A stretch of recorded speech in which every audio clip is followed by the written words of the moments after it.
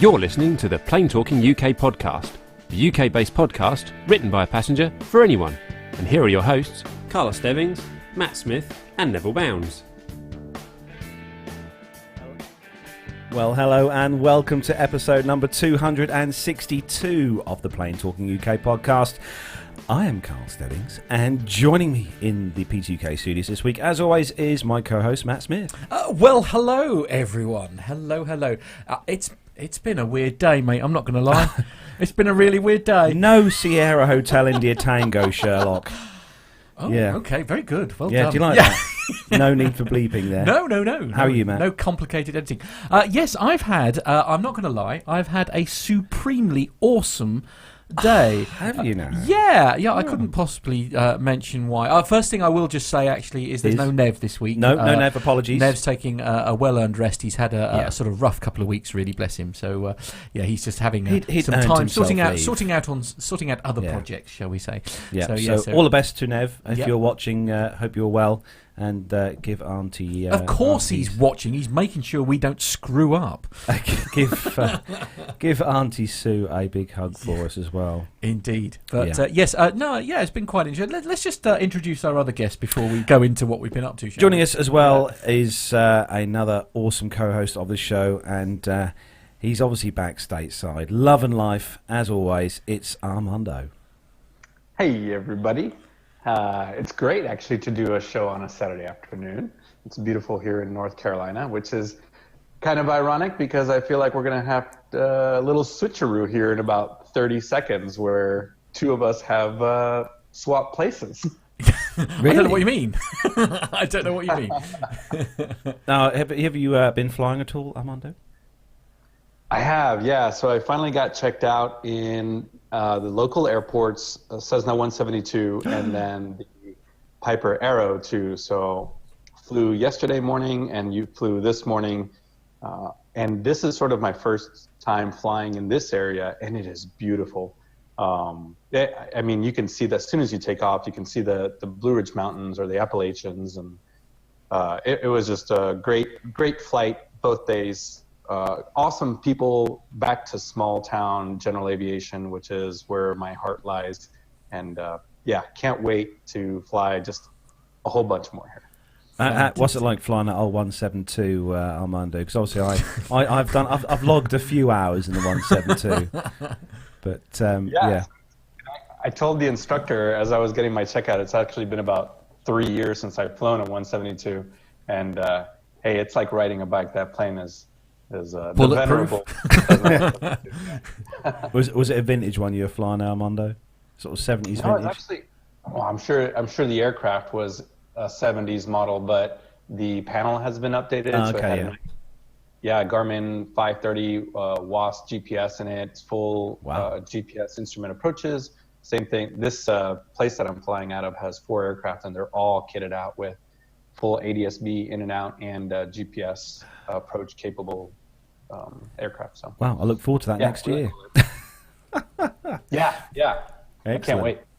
Well, I can't believe I'm about to say this, but we do have a guest joining us in the studio for this show. Yeah. And it's safe to say that some of you might know who the guest is. What do you mean some? Well, not everyone will know. And it gives me great pleasure to welcome into the P2K studios the one, the only, Dr. Steph. Hey, Carlos. It is so great to be here. This is really weird. I'm sorry. This is so weird. It doesn't seem that weird to me. I don't know. I mean, I'm here, you're here, and we're going to do a show. So very, very exciting. I can't believe you're sat in our little... I just can't believe... I need to say that again. I need to do the intro again. Yeah, go on then, off again. It's Dr. Steph! Yeah. Absolutely.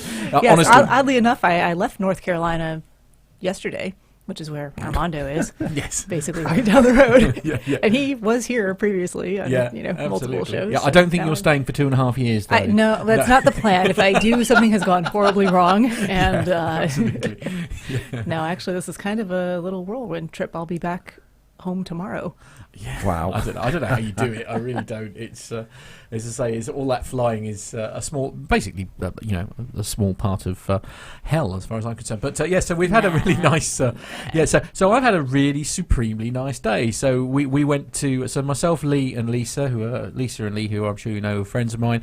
We went to Duxford to meet Dr. Steph, who had driven from Heathrow to there to meet up, and we were also joined by the legend that is Adam Spink. We've had an amazing day with Adam wandering around. I'll tell you what, the one thing I've been to Duxford so many times, but to take Adam with you, it was literally like taking a walking encyclopedia. Yeah, it's having your own personal tour guide. So if there was anything, so you could look at an aircraft, you could talk about, and like, the man knew everything you needed to know about that, about the aircraft that you were looking at, like Concorde. We had a great chat over Concorde and stuff like that.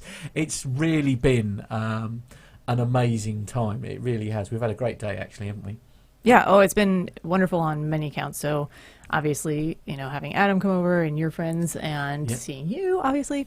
You're lovely. You can come again. Wonderful. But gosh, the weather was great too. Yes. Yeah. If you could bring that with you next time. I'd like to say that I was responsible for that in some small part because it's gorgeous in North Carolina right now too. So I think I just brought a little bit of that sunshine. Have you seen the forecast for tomorrow, Matt, when Steph flies home? No, I haven't. No. Yeah, sorry. It's Sierra Hotel India Tango. Oh, right. Okay, going downhill rapidly. Excellent. Yeah, it's not good. No. Okay. Well, I'm glad you had fun. Duxford's awesome. We all love that place. Yeah. First time I'd been there, it was wonderful. Yeah, they didn't let us down, it has to be said. I mean, we had slightly unusual catering experience twice.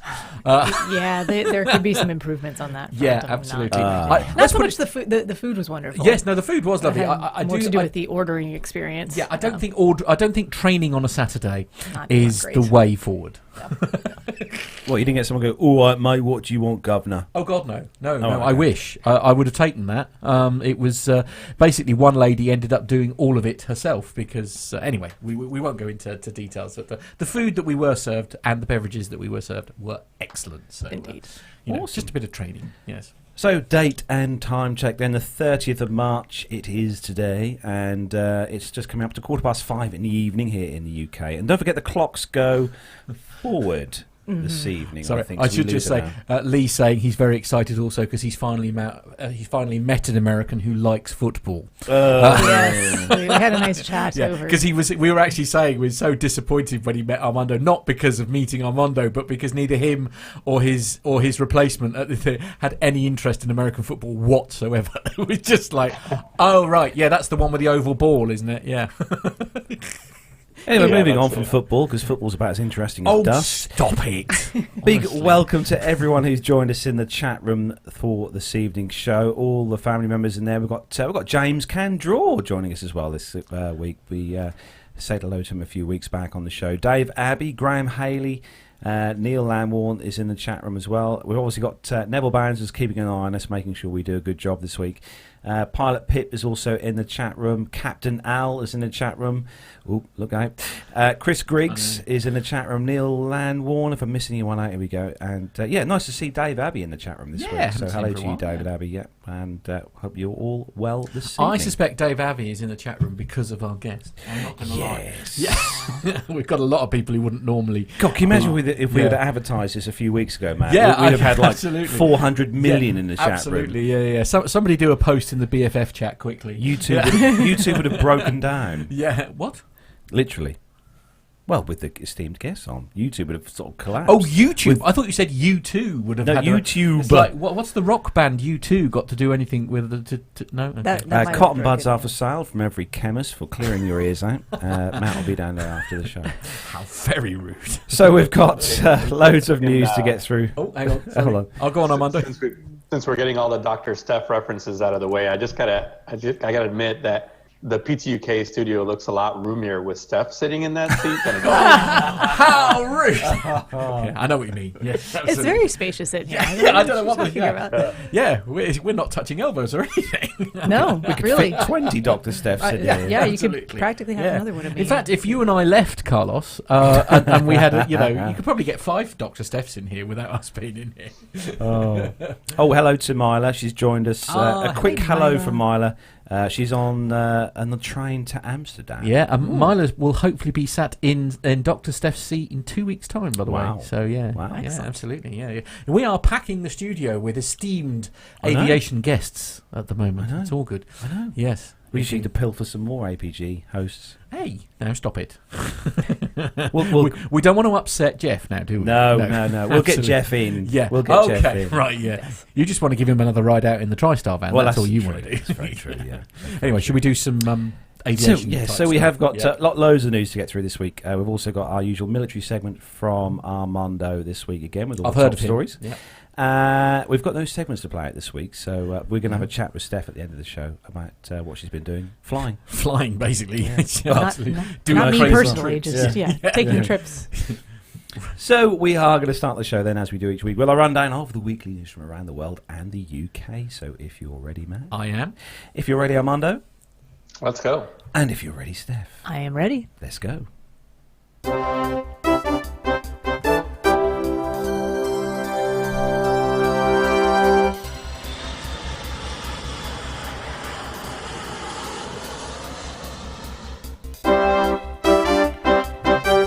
So, kicking off this week's first news story, this one's on theeconomist.com. And you know what, Matt, I'm getting tired of reading stories about airlines. I know what you're talking about now. Yeah, I think it's like every week we run a story now with an airline that's it's either in trouble unfortunately in or trouble, other. Yeah. So those who might have heard this in the news this week, Icelandic budget carrier WOW Air stops flying. As always is the case when an airline goes bust, the collapse of WOW Air, an Icelandic low-cost carrier, has left a trail of financial destruction at home and abroad. More than 1,000 airline employees have lost their jobs. Tens of thousands of customers will face a battle to recover money spent on unused tickets, and those in the middle of their trips are stranded. With a population of less than 350,000 people, Iceland's economy is neither large enough nor diverse enough to shrug off failure. Last year, the government warned that WOW's collapse could shrink GDP and send the krona, the local currency, plummeting.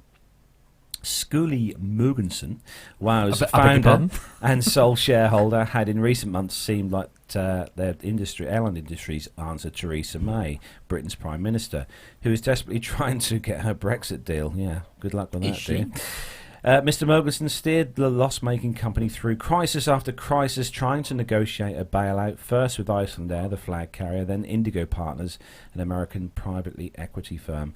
Then Icelandair again, and his last roll of the dice was an attempt to convince bondholders to convert their debt into shares, but none of the partnership talks bore fruit, and the airline ran out of a runway when the aircraft lessors pulled out their support. It's a shame. It's a real shame because I can still remember us running the story about WOW Air launching years ago, launching WOW Air, and obviously because they do transatlantic flights as well over to the US. They did, really cheaply as well. Yeah, and I do wonder if this is maybe some of the issue as well, because nobody seems. There must be a reason why. Say, I use Ryanair as an example, obviously, because that will be the next story, no doubt, if I know Carlos. But it's one of those. There must be a reason why people like Ryanair, who are very good at the low cost model, are not running transatlantic flights. So you can't help but feel maybe that's part of the thing. May 2012. No, well, yeah, it wasn't that long ago, was it? Yeah. It's very sad. I mean, again, you've got all these job losses. The inconvenience to the passengers. Obviously, people have got trips of a lifetime booked, no doubt, that they're now not going to get their money back from, unless perhaps they were lucky and done it through as credit card, or you've got insurance or whatever. It is pretty awful. I mean, what are your thoughts, Armando? Yeah, I was talking to my lovely bride about this because she flew. So we bought a ticket for her on WOW from Paris to Reykjavik and Reykjavik to I think it was New York City last October, and we were talking about the difference. so they considered themselves a low-cost carrier, but flying an A330 on WOW, she could not tell the difference between that and a legacy carrier. She's, it's 3 or 4 same classes of service. Mm-hmm. Yeah. So, and I think it was Airplane Geeks 379, I think we figured out, that had the CEO of, they did an interview with him. Yeah.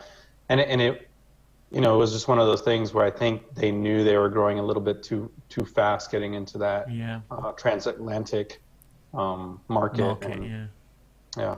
So it's a shame. It's not just that. It's the pilots and the staff, the crew. It is, absolutely, and everyone involved. It's a shame. Yeah. It's I mean, I suppose, the pilot side of things, there is a big shortage of pilots.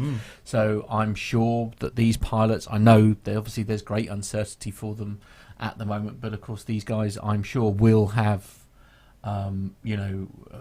they'll be flying again in no time, I have no doubt. I mean, obviously, I used Stuart's scenario with BMI Regional when that happened, and within a few days, he less was than a week. He was. I'm delighted to say, obviously finding, he was sort of not quite picking and choosing which one he wanted to do, but he had options within a few days, and that is.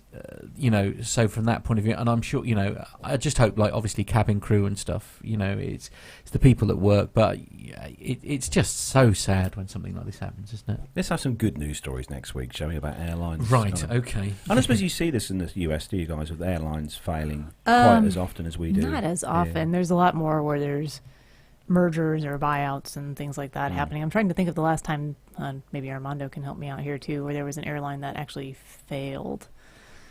No, I think it was after 9/11 where a bunch of airlines. It's been a long time. Closed up, but I can't really think of very many. I'm trying to remember what happened with like ATA, but I think they just got absorbed by. I forget.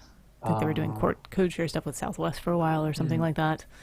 Like those, like Sun Country, ATA, ValueJet, they all just got absorbed or turned into something else. Yeah.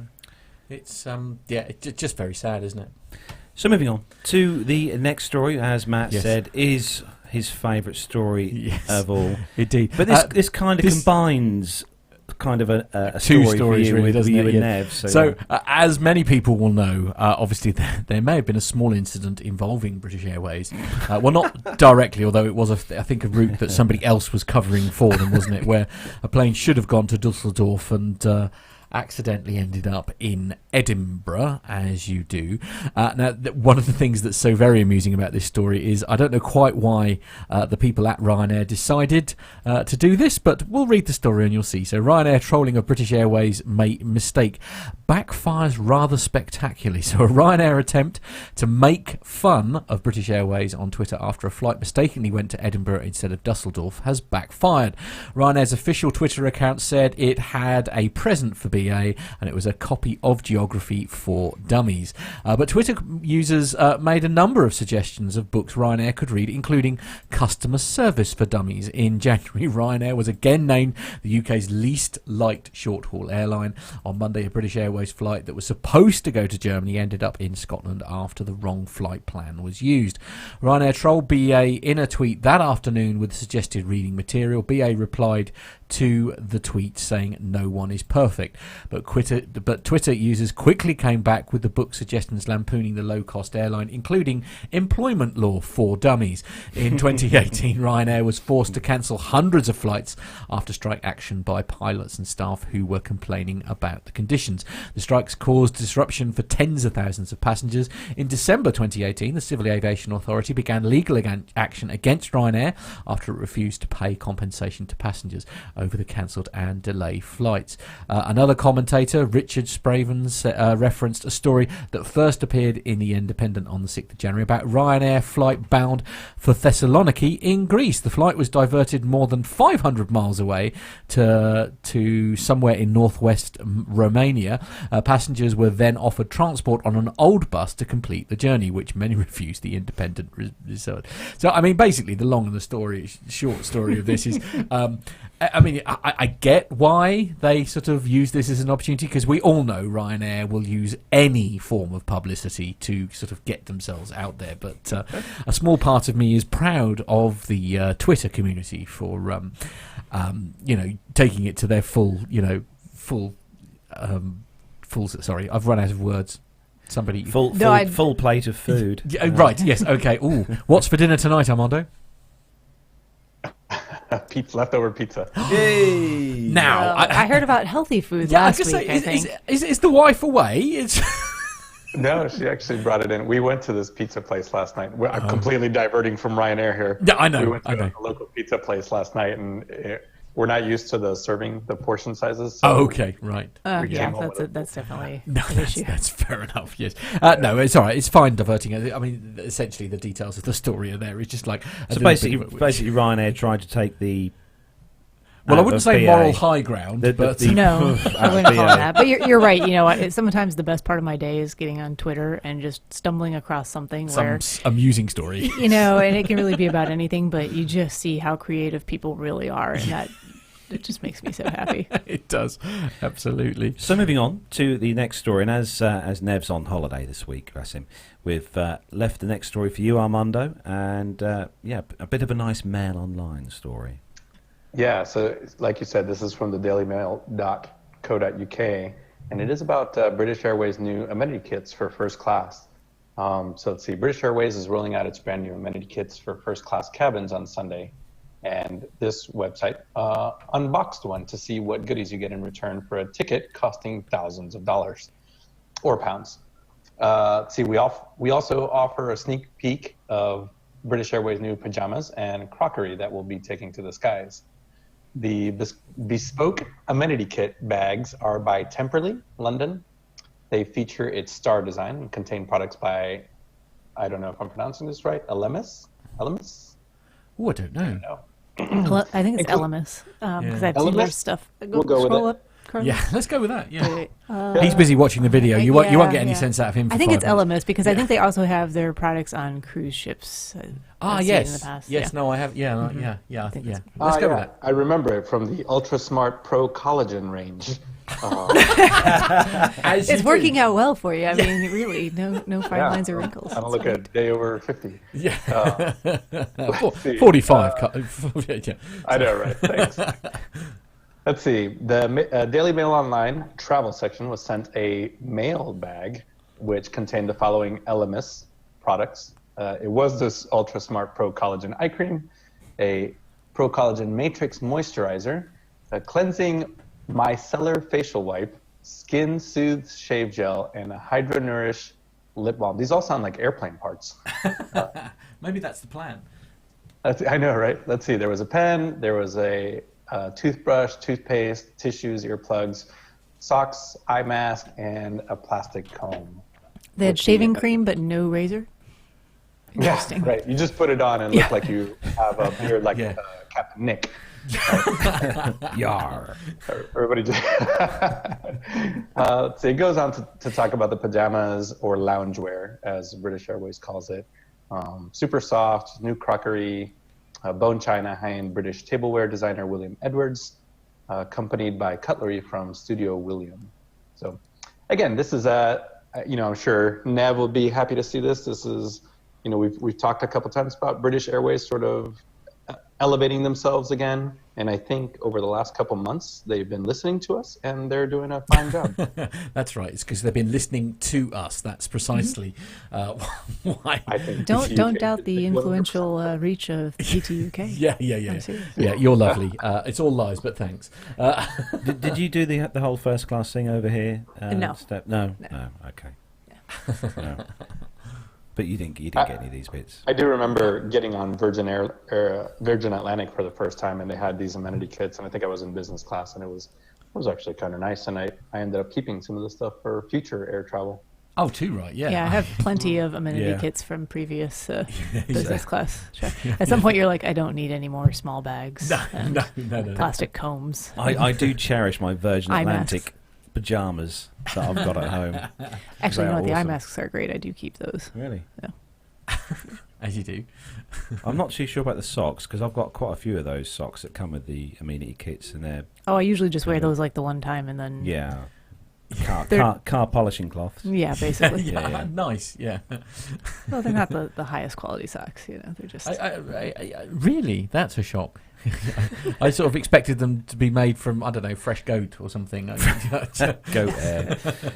No, that's nice. It's nice. I think Neville will definitely enjoy this when he flies first class with BA, and perhaps when we go to Dubai in November, we might. BA, if you're listening, right. Dubai Air Show. Anyway, moving on to the next story, and Steph, this one is one for you. Sure. This one is from usatoday.com, and it says investigators believe Boeing anti-stall system was activated in Ethiopian crash. In a preliminary finding, officials investigating the crash of an Ethiopian Airlines Boeing 737 MAX 8 believe that a flight control feature designed to prevent a stall was activated before the plane nosedived and crashed, the Wall Street Journal reports, citing multiple unnamed sources. Just leave that there. The findings, based on data retrieved from the plane's black boxes, come as the family of a Rwandan passenger who died on the March 10 flight has sued Boeing, the maker of the plane, in a U.S. court. The officials probing the crash report that the preliminary findings suggest similarities between the Ethiopian crash, which killed 157 people on takeoff from Addis Ababa, and the crash of Lion Air in Indonesia, also on takeoff, that killed 189 people 6 months ago. The report tracks with a statement by Ethiopian Minister of Transport, Dagmawit Mogis, who has said preliminary data indicated, quote, clear similarities between both crashes. The emerging consensus was relayed to the Federal Aviation Administration on Thursday, one of the officials said. The preliminary finding points to a misfiring between the same automated system called MCAS that occurred just prior to the crash of the Lion Air plane shortly after leaving Jakarta. In the Lion Air crash, the new stall prevention system based on erroneous sensor information repeatedly pushed the plane's nose down. According to the preliminary report, the pilot was forced to battle the controls before losing control and plunging into the Java Sea. Boeing this week announced changes in the MCAS system to make it less aggressive and to give pilots more control to override it if necessary. In addition, Boeing said the system will rely on data from the two angle of attack sensors, not just one. Oh, that's an interesting misspelling of Boeing there. Captain Nick would be proud. Boeing. Boeing, by any chance? No, but it's... right. Okay, Yeah. It's like foreign, only Boeing. Yes. Exactly. Wow, good work. Good job, USA Today. Boeing also said that the anti-stall system would only engage once per event instead of repeatedly forcing the plane to nosedive. The journal reports that U.S. air safety regulators have tentatively approved the Boeing software and pilot training changes. The lawsuit filed against Boeing was filed in a federal court in Chicago by the family of Jackson Musoni. It alleges that Boeing had defectively designed the automated flight control system. The suit charged that the plane was defective in design, had inadequate warnings, and was unreasonably dangerous. Yes, so reportedly from this coming from sources close to the investigation. Yeah. This was an article that just came out yesterday, I believe. I don't know what day is it today. Yes, I'm not sure. I can't imagine Yeah. why your days would be all over the place. I'm not Yeah, sure. 30th today. Yeah. But I did just want to point, I'm not the most qualified to speak on all of these issues related to the 737 MAX 8. I know it's been in the news a lot. There's been a lot of misreporting related to it. And if you guys are okay with me plugging a different podcast, Yeah, do. fire I away. would say... Oh, I know what you're would- going to say. The Airplane Geeks. Yeah, this week's Oh, Airplane yeah. Geeks. It's episode 545. Captain Jeff Felmuth, who flies the 737, both the 800 as well as the MAX 8, has a lot of really great information related to this. His explanations are very clear, and he gives a lot of good insight as to what the issues are and what they're looking at. So Yeah. I would point everyone that direction for some Definitely, expert absolutely. It information. very much worth a listen. Actually, I listened to it earlier this week, and it is. I think if you're going to listen to stories and news Yeah. and stuff about this particular aircraft, Absolutely. you need to hear it from You somebody do, who actually knows what they're doing. And of course, Exactly. and this seems to be a common thing, isn't it? And I know we cover it a lot. I mean, I was talking to someone recently about the Shoreham crash, and one of the things that's so awful about all of this is how the media reporting involving all of these stories. It's all scaremongering, and it's just awful, isn't it? There just aren't the details there that should be for some of these stories. But and I'll tell you what, there are a lot of media outlets who could learn an awful lot from that APG from the Airplane Geeks. The Airplane Geeks episode. I mean, they I can think of a couple of so-called correspondents who communicate and talk to people like Sky News and stuff. There's one I won't mention because he'll probably block me on Twitter again, but he's got curly hair. And I dare say he would learn a lot by listening to that episode, to be honest. So, moving on to the next story for all the Airbus lovers. You may remember I think it was last week, actually, it might have been the week before, we covered the story about the ANA. I think it was you, Armando, had the story that week. And this one is on Flight Global. And the ANA are showing off their second A380. Japanese carrier, All Nippon Airways' second Airbus A380 has been rolled out at the airframers' paint facilities, bearing a green variant of the specially commissioned Sea Turtle livery. I beg your pardon. Airframe MSN 263, which will be registered as Julia Alpha 382 Alpha, has been painted at the Airbus facility in Hamburg-Finkenwerder. Very good. I know. It features a modified design of the Turtle livery being applied to all three of the A380s ordered by the airline. The Rolls-Royce Trent 900 powered jets will be put into service on Hawaiian routes. ANA took delivery of its predecessor, Julia Alpha 381 Alpha, during a ceremony in Toulouse on the 20th of March. This aircraft had a blue version of the scheme, while the third aircraft will be painted in orange. Now that's going to be interesting to see. Now, Matt, I didn't know we had a chance to put the pictures up on the screen for that story while we were doing that. But this one here. That one there, sorry, yeah. For those of you watching in the YouTube world, I mean, I like that actually. They've done quite a range. Wasn't it one last week? The blue, yeah, the blue. absolutely. Yeah. They've got one, a green one, and an orange. Orange coming I'm up. not sure how I feel about an orange. They're all going to be turtle. Turtles, yeah, they're all going to be turtles. Yeah. What do you reckon, Armando? Any favourites between the three? I think I like the blue one so far. Yeah. Cool. Yeah, it's definitely something quite. I'll tell you what we need to do on this show. We need to find someone who is an airframe paint sprayer, because I'd love to know what it takes to work get the involved. detail and stuff on these aircraft. Because again, I assume these are not wraparounds, as I call them. I mean, I assume I think these it's are a lot of tape and absolutely. no, seriously, masking tape and covering areas you don't want to. Well, this is it. I mean, it's so scary. It's just such a cool skill that these people have. I just can't get my head around. You're a Star Wars fan, Matt. Do you remember the Star Wars themed? I think it was. Yeah, there was R2D2 and stuff, wasn't it? Yeah. Was that ANA or was that Japan Airlines? I can't remember. I think it was. Wasn't it All Nippon Airways? Al Nippon? I think I seem to remember. Had the Star Wars theme. The chat room will know. They'll soon absolutely. say They'll be correcting us as we speak. Yeah. Yes, it's great stuff. Yeah, this is ANA also, correct? ANA. Yep. Yeah. They like to do these fun They're obviously deliveries. it is their thing, isn't it? When are they going to do a Star Trek one? You know, being a Trekkie here, I'd love to see the Enterprise. Right. Would you? On the side of okay. I wouldn't hold your breath, mate. I've got to be honest. Any airline owners there? Right. Just make sure you get okay. one. Just would you mind? Yeah. Yes. So the next story, and the next one is for you, Matt. And this is sorry. another Airbus story, actually, for you Airbus lovers out there. Yeah. Okay. So just remind me what number it is. On Flight Global, this one. Yeah. What number on? Sorry, I was doing something else at the time. God, I've done a huge segue there. Yeah, I know. You did you quite well. Yeah, absolutely. Is it the Flight Global?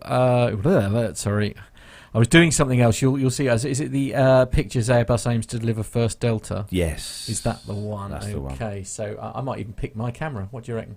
There we go. Anyways, flightglobal.com. Really slick. Nobody noticed. Airbus aims to deliver first Delta A330-900 by May. Now, we were having a conversation about was it the A330? Yes, it was. We were talking about earlier, and everybody knows how I feel about the 7.5. Yeah. Apparently, Carlos has a similar feeling for About the the A330. 330, But anyway, so the Airbus expect to deliver the first A330-900 Delta Airlines within the next 2 months as it works to stabilise production of the Rolls-Royce Trent 7000 powered twinjet during 2019. Delta, which is the North American launch customer, has 35 A330-900s on order. Airbus A330 head of marketing Crawford Hamilton says that the first delivery of Delta is expected in April or early May. He adds, with a wry smile, it's fantastic that the airline will operate the new Airbus Big Twin from its hub in Seattle, home of rival Boeing. The first Delta A330-900, what MSN 1915, what does that mean? Is that the flight number? The airframe number. Oh, Right. I see. Right. Okay. It's currently on the flight line in Toulouse, being prepared for delivery. The aircraft will seat 281 passengers, including 29 in business, 28 in premium economy, 56 in extra legroom economy, and 168 in standard economy. Initial deliveries of the A330neo have been hampered by a hold-up in deliveries of Trent 7000s from Rolls-Royce. However, Hamilton expects delays could all be eliminated during 2019. We'll get to normality this year. All the plans are in place and are being carried out. Meanwhile, Airbus expects to receive approval from the US Federal Aviation Administration for beyond 180 min extended twin-engine operations imminently. Validation is ongoing and is likely within the next 10 days, says the A330/A340 chief engineer, Francois Kubica. This will follow European approval, which was received in January. Now, Steph, you had the privilege of flying over on a 330. Yes. And how was it? So, yeah, we were talking about the 330 earlier, Yes. and as far as Airbus products go, I think it's probably my favorite just to fly on. It's generally roomy. The airlines that I fly do a nice job of basically the layout of the seat, so it doesn't ever feel too crammed. There's lots of legroom. I found that in both economy and other classes of fares. So you flew premium economy. Yeah, premium, I think UK. is how they describe it. Is that a separate cabin? Yeah, so there's economy and then premium and then first class or upper class, I think is how it was distinguished. And the service, the actual Yeah, I slept the for passenger experience. most of the flight, so the sleeping conditions were good. I'll say that much for it. So you didn't use the IFE much then? No, I didn't use it at all. Actually, that's not true. I put on. They actually were having an issue with the in-flight entertainment in terms of getting the. It was working fine, but it wasn't showing the preview for the movies. Oh, okay. So you didn't know what movie it was until you had to scroll through all of them. Yeah, okay, yeah. You couldn't just see it in the menu. So you had to start with the first one and then just work your way through them to know what it was. I got as far as the bees and Beetlejuice was there, and I was like, that's great. That'll do. Beetlejuice will be fine. Yeah. And I fell asleep halfway through it. Yeah, as you do, yeah. Armando, what about you? You a fan of the 330, or have you not had the privilege of flying? I don't mind it. That's what I flew on American not too long ago when I came over here, and it was pretty comfortable even in the back of the bus. But I've no issues with it. I was just while you guys were talking, I was looking up to see where Delta's going to fly this, and it looks like they recently announced that it's going to go Seattle to Shanghai, Seoul, and Tokyo. That'll be the city pairs that it's going to be flying. So. Cool. Wow, definitely. Actually, I've been frantically trying to get the pictures up. I don't know if it's going to work, but it's not. Okay, but it was actually two years ago to this very day that myself and Owen were in Toulouse having our tour around the factory. I can't believe where that 2 years has gone already. That's really scary. Yeah. 2 years ago today. Yeah, that was. In fact, that was actually my test flight, wasn't it? Before I went to the States. It certainly was. Yeah. Because I think it was a few months previous to that where I'd had my sort of fear of flying thing with Captain Al, and then he took me up in his little Piper, and then Owen took me on my first test flight. And now look at things. Now look at things. Yes, I'm still terrified. He's flying. All no, that.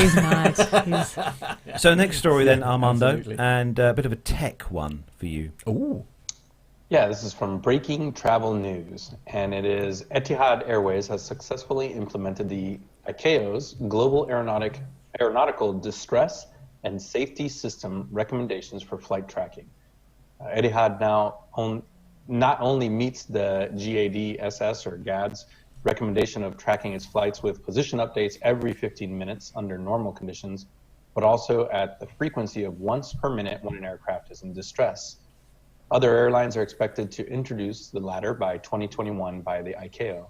In partnership with SITA, Etihad Airways has achieved the capability with the adoption of Citonair's Aircom Flight Tracker System, which uses FlightAware data services to provide precise position, speed, altitude of the airline's airborne fleet worldwide. FlightAware integrates global aircraft position data from the Ariane space-based ADS-B system hosted on the Iridium Next satellite constellation. The space-based ADS-B system provides universal coverage of ADS-B equipped aircraft with positions updated at least once per minute globally, enabling Etihad to modernize its flight tracking capabilities across the entire globe. The safety of our guests and crew at Etihad Airways remains our #1 priority. That's from the airline. Implementing this technology across our entire network is an exciting and groundbreaking milestone, and we're thrilled to have achieved this before the local mandate is in full effect. So I think this probably, if I was a guessing man, I'd say after the Malaysian Air disappearance, this probably gained a little bit of traction, and it's good to see that somebody is. I'm sure there may be other carriers that have implemented this, but it's good to see that these long haul carriers are starting. I think a lot of people were surprised that wasn't something we had the capability of doing already. I think people just assume that we know where aircraft are in the skies at all times, and surprise, by the way, we don't. Yeah, or it's possible not to. It's a surprise to me, actually. You sort of, given the fact that I was tracking your flight as you were coming. I don't know if Carlos did do what he did to Armando and text you as soon as you arrived at your destination. He did. I don't know if he did he? Yeah, of course he did. Yes. Who am I kidding? Although I thought I sent a text first. Anyway, well, okay. Yes. Well, that takes all the fun out of it. Yes, because in case you didn't know that you'd landed, obviously. Well, it's nice to have the reassurance. Of course, yeah, absolutely. Oh, good. I really am here. Yeah. And we're tracking you everywhere. Yeah, and you haven't ended up in Dusseldorf, which is a possibility. It seems. There's a lot of trust when you. No, I think this should be made mandatory on all airlines. I think anything that travels. I sort of assumed it long was. Distance, I just sort of assumed that it was. I mean, unless it was a little GA sort of craft where you're not obliged to have any kind of sort of tracking. I mean, a lot of them do, but it's not essential. I just assumed that all commercial air flight was aircraft. Yeah. Well, I mean, I think it's just a little bit. It's a reminder. We've only been flying for 115 years or so. So still new technology. Yeah, still new. Some of these things. I mean, we still have airplanes flying across the ocean, and the world is while it is a small globe, there's some pretty remote areas of the Earth that some of these capabilities just aren't there. Actually, we discovered when we were at Duxford, didn't we? And it was because I asked the question that ironically it did actually come up on the display we were watching, wasn't it? Where the first commercial air flight was actually in 1919, wasn't it? Correct. Yeah, which was quite. We had guessed a little bit later than that. Yeah, absolutely. So as you say, we've literally only been flying for sort of basically 100 years. Yes, but I think the bigger issue is look at the technology that we have at our disposal now. Yes. And we are not utilizing that to the fullest extent. Yeah. Yeah. Mental note, never make assumptions, I guess. So the next story is one that Steph's going to read, but this is a special story just for Pip. Oh, yes. Now I have a quick point of order here before I start reading this. Uh-oh. Since I'm sitting here with you all, do I have to say Phenom or can I say Phenom? Oh, I thought it was Phenom. I don't know. Armando, Phenom sounds good, I suppose. Stay true to your roots, Steph. Phenom? Yeah. Oh, dear. Phenom it is. It's a Phenom governor. A what now? Right, good. I'm glad we had this. You know chat. what? Yeah. I'll humor everyone. Phenom. We'll just give it a try. That is how Pip pronounces it, though, isn't it? He pronounces it the Phenom, doesn't he? Yeah, but he's wrong. Lemon. But he's wrong. Okay. Okay. Yeah. Are you listening to that? Pip's in the chat room. Pip is listening. He's crying. I'm He's definitely crying. getting it. Yeah. Absolutely. Here comes the abuse. Brace I know, yourselves. yeah. It's busy updating now. Look, there we go. What did he say? Right. Carry on, Steph. Anyway, Embraer reaches. I'm just going to say Phenom. Embraer reaches Phenom 300 milestone with latest delivery. This is from the BreakingTravelNews.com website. Embraer has delivered the 500th Phenom 300 series business jet. According to General Aviation Manufacturers Association reports, the Phenom 300 is the only business jet model to reach this milestone within the last 10 years. Being the fastest and farthest flying light jet, the Phenom 300 has set multiple speed records certified by the National Aeronautic Association and the Fédération Aéronautique Internationale.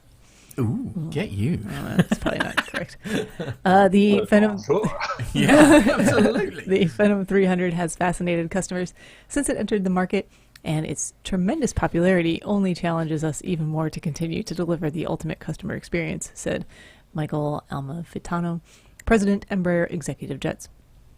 This landmark delivery to a current Phenom 100 customer with prior fractional ownership experience further validates the true innovation that the Phenom 300 delivers to private owners, corporations, and operators in the access economy. The milestone aircraft delivered today is the Phenom 300E, the newest edition of the most popular light jet.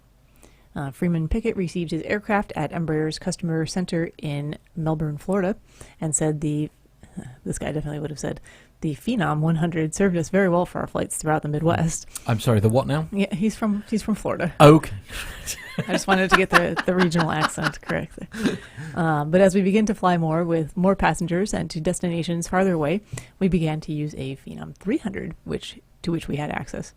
The 300 has the speed, range, and capabilities that we now need, including single pilot operation, a very important feature for us, with all the cabin space and comfort for everyone on board, not to mention all the baggage space. The cabin technology is unrivaled and elegant, and the connectivity is quite convenient. Originally launched in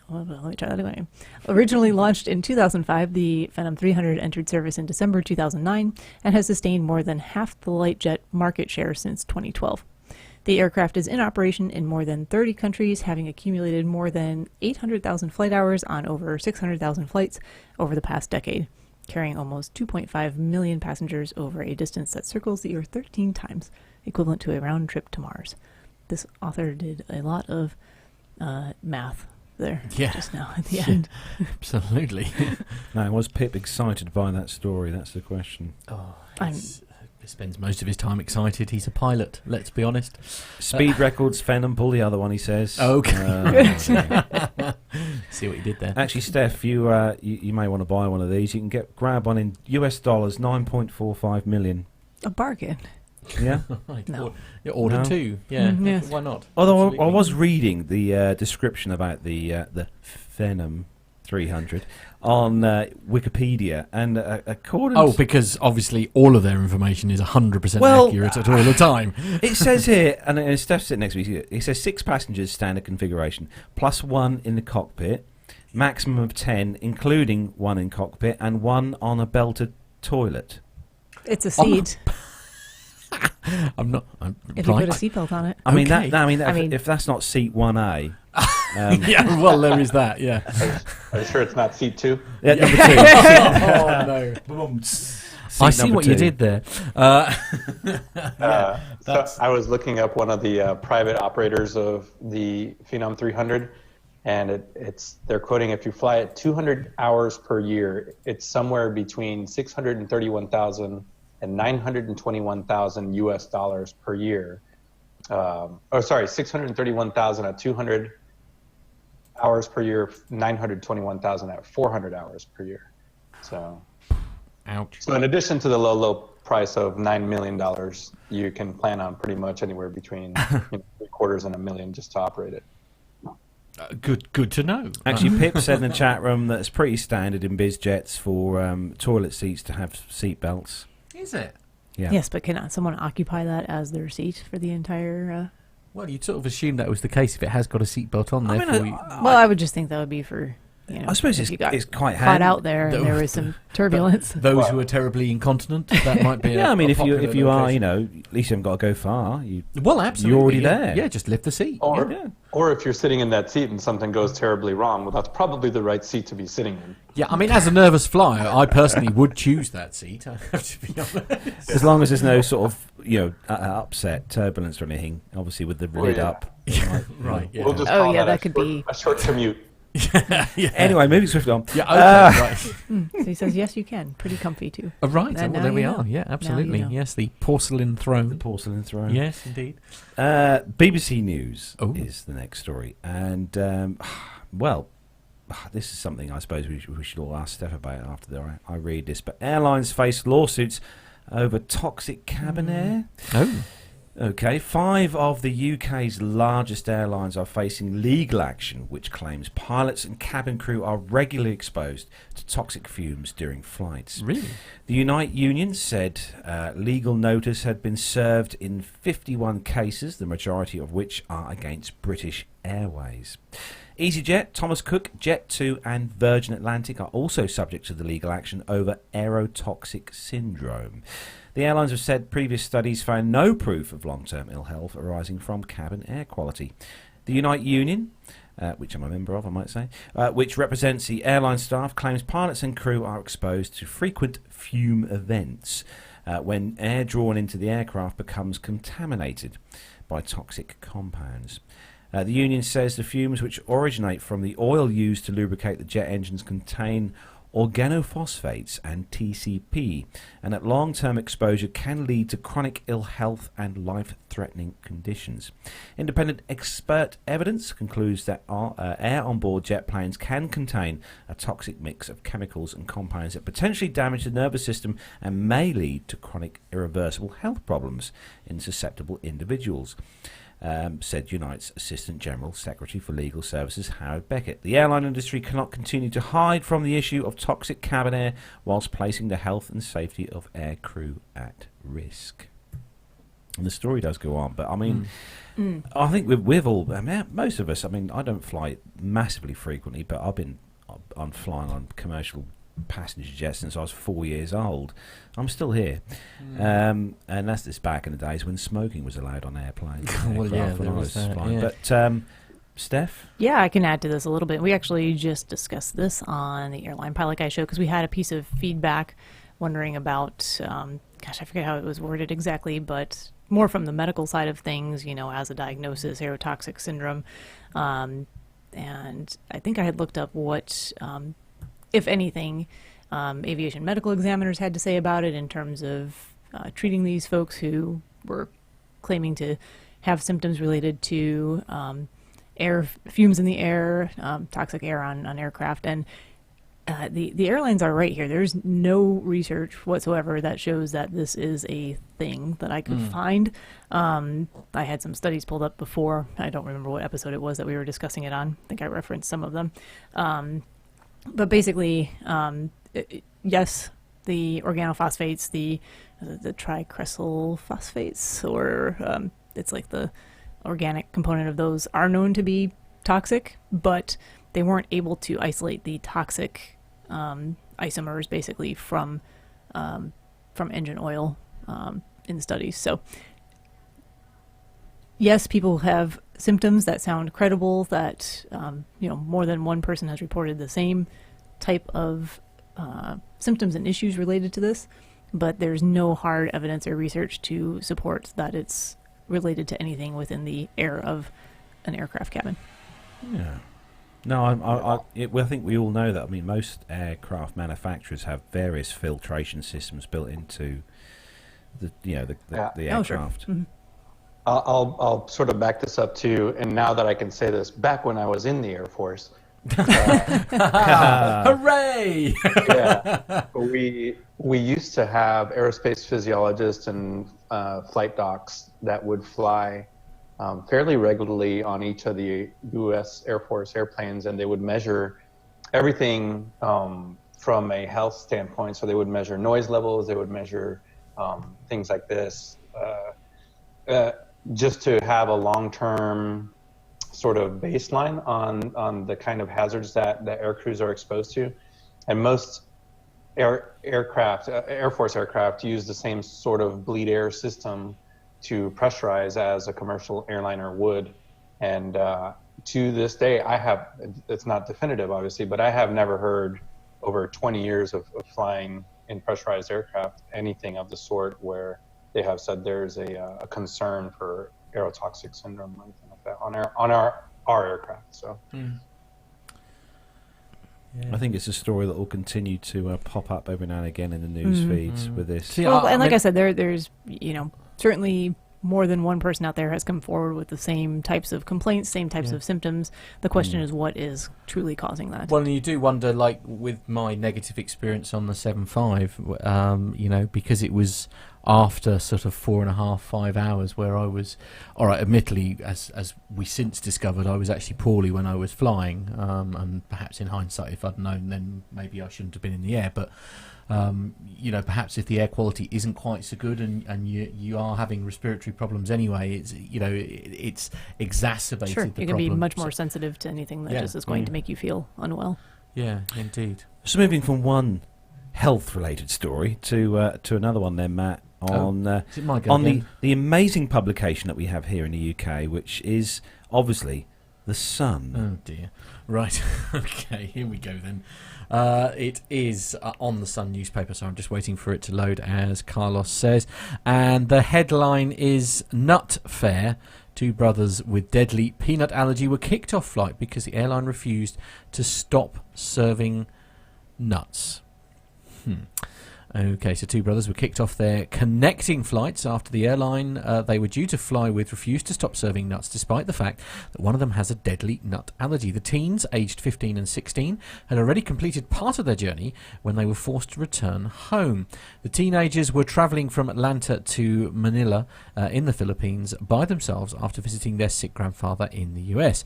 Their father told Channel 2 Action News how the first leg of the journey from Atlanta to Seoul with Delta went very smoothly. However, on their onward flight to Manila, they switched to Delta's co-chair partners Korean Air, and that's where the issue arose. Their mum told No Nut Traveller that their eldest son had explained to the gate agent that he had a severe peanut and tree nut allergy, which can be triggered if people are eating nuts around him. The boy is said to have asked the airline not to serve nuts and for the crew to ask other passengers not to eat nuts around him. He also requested to board the plane early so that he could clean his seat. According to the mother, the boys managed to board early and had already settled down when the flight attendant then told them the airline would be serving peanuts after all. She said he kept trying to make them understand that serving peanuts around him could put his life at risk because he could go into anaphylactic shock whilst in the air. They did not budge and gave our boys only 2 options: either stay on the plane while they serve peanuts to the other passengers or get out of the plane. The boys tried to provide different options like not serving it around them or moving to an empty section of the aeroplane, despite the teens offering to wear a mask on the flight just so that they could get home. Korean Air told them that they had to get off the plane. The boys were said to have been physically removed from the plane, with the crew grabbing them to get them off the flight. The incident left them stranded at the airport in South Korea on their own. There are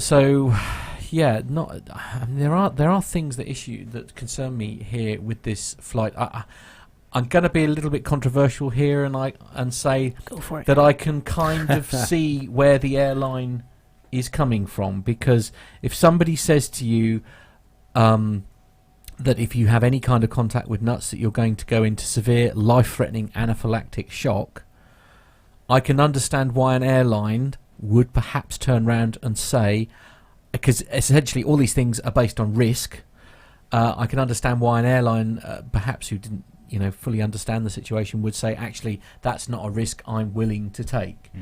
So I know it's awful and it's wrong that these 2 quite young people, essentially, I know they're sort of verging on adults, but they are nevertheless still classed as minors, certainly here in the UK. So, and I know people can fly at that age without, they have their own part. Although the lad 15, I don't know what the rules are in the States. Typically, so I know I flew as I don't know if it's changed. I don't have children, so I don't have to worry about No. that. But I flew as a 14-year-old without needing any type of special permission. I can clearly remember doing that pretty much all the way across the country, responsible for myself. But I think that's the youngest age. If I remember correctly, I think it's 14, but I don't know if it's changed recently. But I don't know about international travel. That could be a completely different kettle of fish. ball of So wax. whilst I'm very sorry that these lads were unable to get home, I do have a small amount of sympathy for the airline because of potential risks. Because if you are in the air and they go into anaphylactic shock, Yeah, what are the, being our doctor, Steph, in the house, what are the serious implications of this? Death. Oh, they could die Yeah. from that. Yeah, I mean, very seriously. People who have true, peanut allergies that are severe can go into anaphylactic shock, and that can be deadly. It's kind of one of those things where I actually agree with you, Matt. I think that I'm going to make another point about how they handled it here in a minute. Because I think that was that's fair. not correct. But I think not accepting that risk, saying, look, we serve peanut products on our aircraft. There's no way we can guarantee that you won't be exposed to some trace amount of peanut, even if we clean things very well and don't serve it on this particular flight.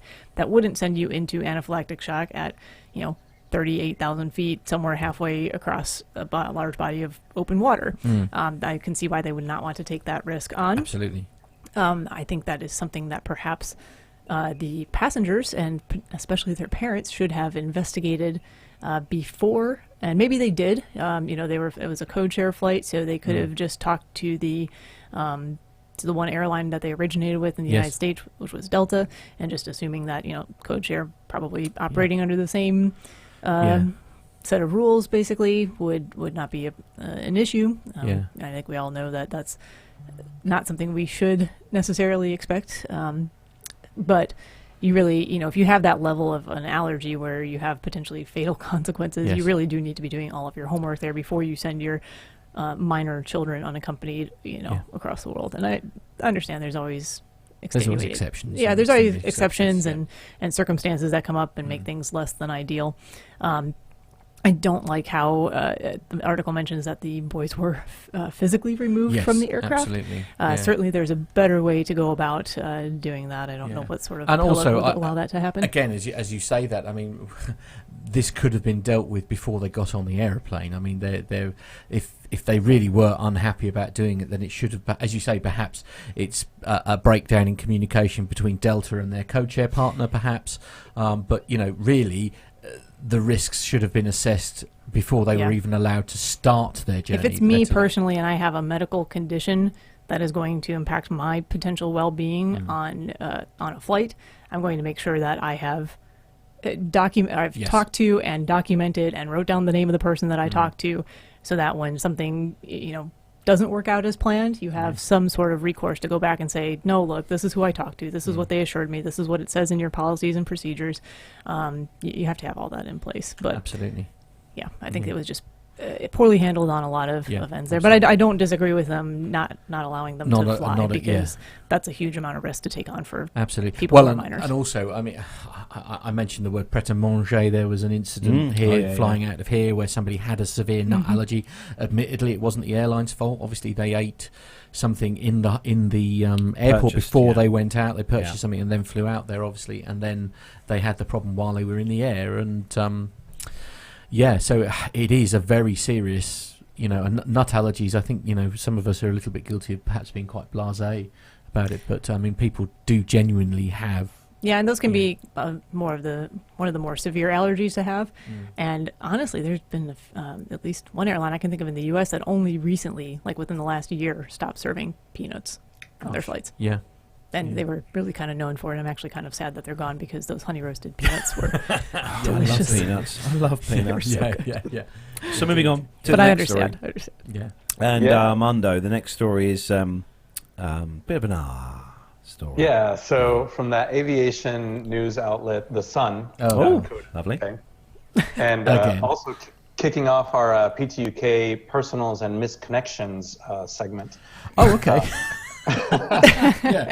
Unexpectedly, Yeah, with our worldwide listenership, perhaps we can help this woman who is desperately trying to track down the lovely gentleman she sat next to on a flight, fearing she may have missed her chance at love. Jamaica Alfiler was flying home to Seattle from Frankfurt this week, having previously been on holiday in Portugal. The 21-year-old boarded the 10-hour Lufthansa 490 flight and sat in window seat, very specific, 43A, next to a good-looking man in his 20s. The business student said the mystery man who sat in 43B helped her with her luggage, her seat, and even offered her his blanket. But Jamaica forgot to get his full name or contact details and is now searching the internet for the handsome stranger, fearing she may have missed her chance at love. She reached out to flight operator Lufthansa to try and track him down, but they were unable to help, so she's turning to social media and PTUK. Posting the exchange to Facebook, she says, I was trapped. Kind of repeats itself. Let's see.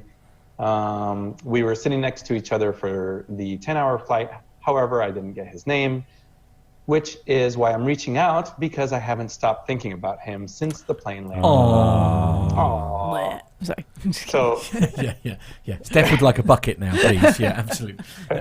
in a Debbie Downer moment, Lufthansa declined to help because of data protection laws. Which is correct. Yes, they can't. They can't. Yeah. Because she might also be an axe She might be murderer. crazy. Yeah, absolutely. That's true. She sounds a little crazy, I've got to be honest.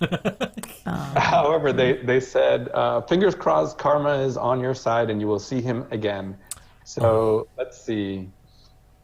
She goes on to sort of recount the event and how he helped her with her seat back and her luggage, and how she didn't use headphones because she wanted to talk to him, and he didn't talk back, apparently.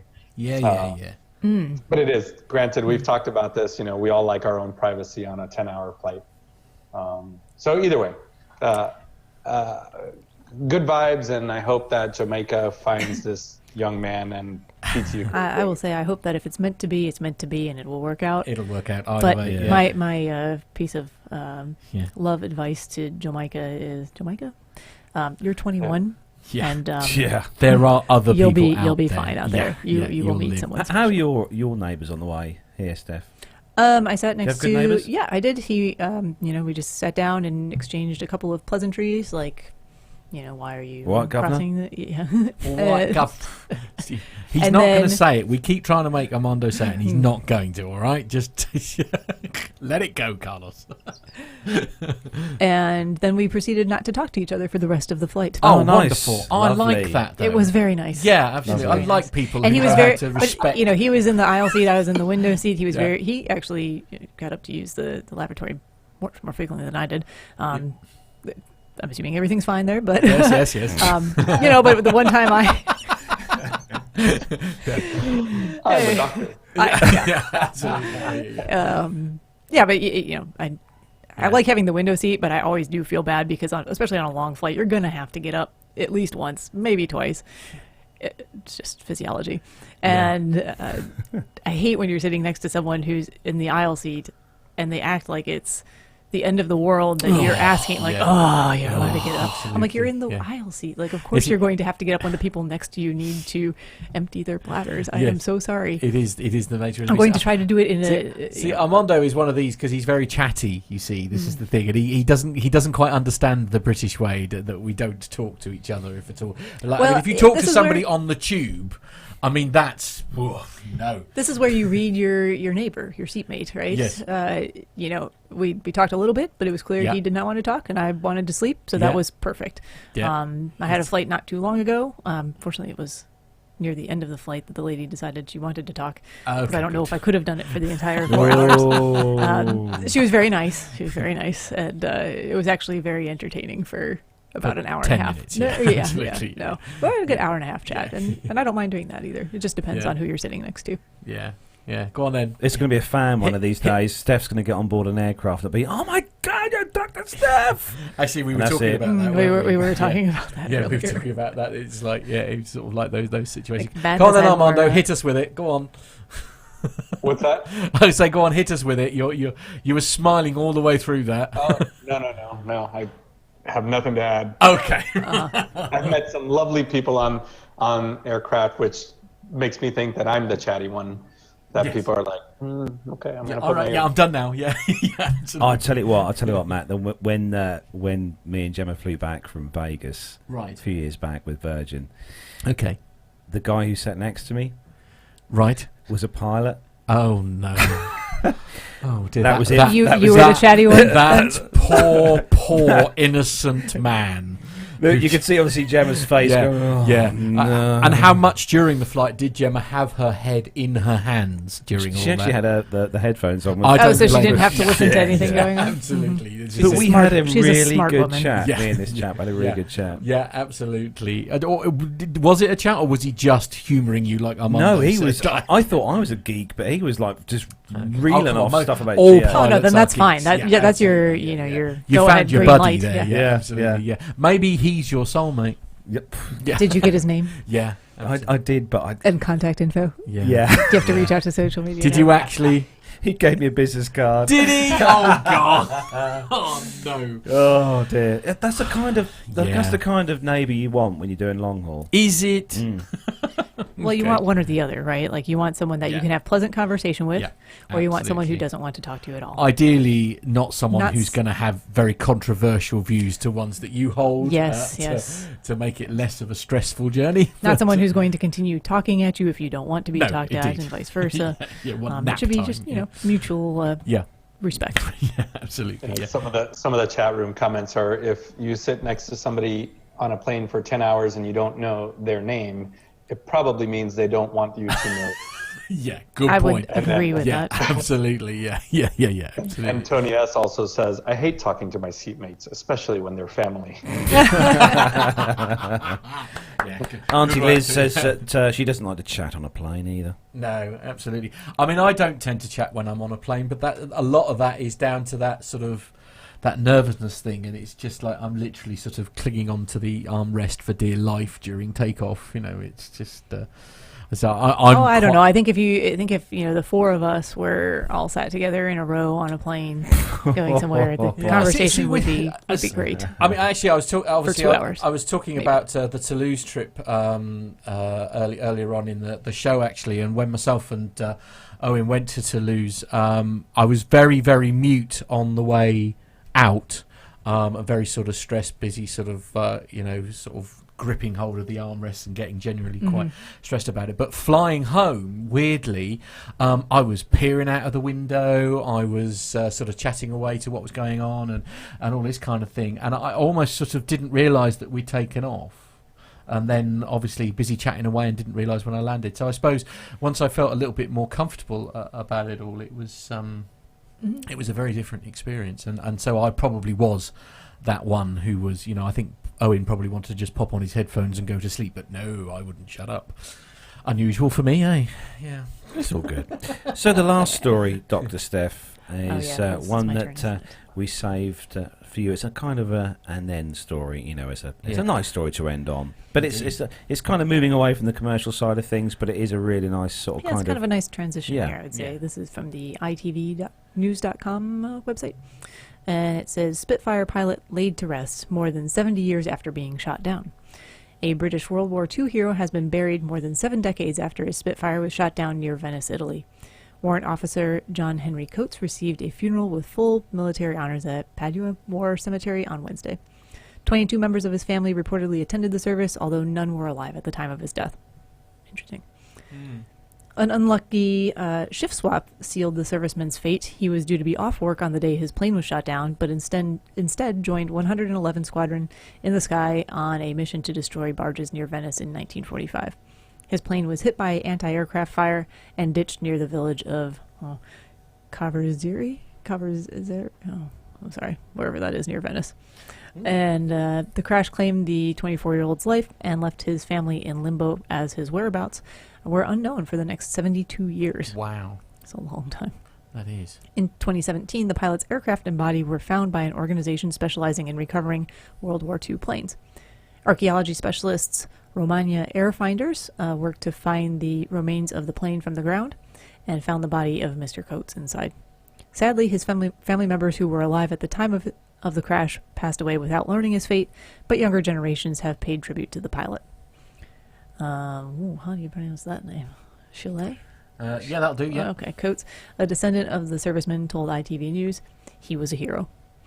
Explaining her surprise at the news, his remains were found within the planes, she said, "It is remarkable after 72 years of being buried in the ground. You just can't imagine it." She added, "It is emotional for us to bury someone who should have been buried 70 years ago, but it is a good honor, a brilliant honor for us to do it." Mr. Coates will rest alongside more than 480 of his colleagues from World War II at the military cemetery in Padua, northern Italy. So yeah, kind of a... that age though, Matt, 24. I know, it's so young, isn't it? So yeah, young. absolutely. Yeah. It's sort of a scary stuff, and I mean, obviously, nobody will understand stuff like that more than the gentleman sitting all the way over there in sort of the Charlotte area. Bless. I mean, it must. I mean, you must have lost people in your time who probably weren't a million miles away from that age. Yeah, absolutely. I've had close friends and some of my fellow aviators that have passed away in aviation accidents, both combat and in training. But I'll add, the end of the story is where he will be buried in a cemetery in northern Italy. And one of the most amazing things to do, sobering, is go to any of the World War II cemeteries throughout Europe, whether you're in France, Cambridge American Cemetery. Yes. Yeah. That's the one at Madingley, isn't it? If you seriously, if you get a chance to go, it's such a serene experience, and it's weirdly, it's both eerie and beautiful at the same time. It's such a beautiful place to be. What a place for real reflection, actually, if you need to. That's it, right? It's reflection, it's reverent, it's just kind of reminds you of the sheer loss of life in each one of these conflicts. Yeah. But this also goes to speak to there are a lot of efforts that are ongoing to recover the remains of service members from every country. I know we in the US still have teams in Korea and Vietnam that are looking for missing in action, that will go out and investigate for years at a time. They'll go investigate a specific aircraft incident, and they continue to this day to interview villagers, and but often they find wreckage or even just some remain for that individual, and it's sort of proof and brings closure to the families. Yes, absolutely. Absolutely, and we can't thank them enough really for doing that, because, as you say, closure is so important. It's bad enough, that this thing has taken place in the first place, but actually to be able to sort of, it's almost like, because you've got somewhere to go and pay your respects, and I think that's what is so important with stuff like that. And it wouldn't surprise me with these guys, because I've seen these restoration teams on YouTube with the various sites and stuff. Yeah. It wouldn't surprise me if they kind of clean and restore this aircraft, or kind of put it back together, because I've seen this happen. They've pulled out, I think it was one I saw online, they pulled out a P-51 Mustang from a bog somewhere in Europe, and they cleaned it. They didn't get back to flying condition, but they restored it so it looked absolutely pretty much perfect again. With all the bits and pieces. It was that well preserved. So. Indeed.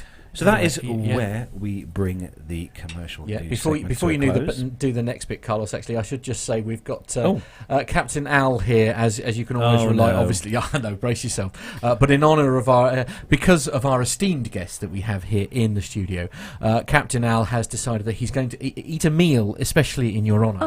Oh, that's so touching. Which is so kind of him, isn't it? So this is ribs and blueberry cider as an American tribute to the good doctor. And then he was very very, very good. He also followed that on with garlic mussels. Actually, Is that a family serving? Yeah, no. That's I could consume that quantity of garlic. That's a Captain Al serving. That's got nothing to. That's got nothing to do Mussels with. are tiny though. Like you could eat that entire. I cannot eat those. Oh no, they're so Oh good. no, you need to get out. Carlos. I'm Wonderful. so sorry. Wonderful. You are wrong. So Picture gone. And while Al. we're on the Yep. subject of Captain Al, I just want him to know. I don't know if he caught it, but mission accomplished. So Did I miss it? I think you talked over me, right? Did I? Yeah, it's okay. But it's on. It's on. Yeah, no. I did. Oh, I got away with it. Didn't I? Never mind. All part of the fun. Oh, anyway, sorry. Carry on, Carlos. Absolutely. So that is where we bring the commercial news segment to a close. We're just going to have a little break quickly, and then we're going to come back and hand things over to Armando. Yes, ladies and gentlemen, you have 3 minutes, 23 seconds to recharge your glasses, starting now. Find this and other great shows at the Aviation Media Network. thevoicesinyourhead.com.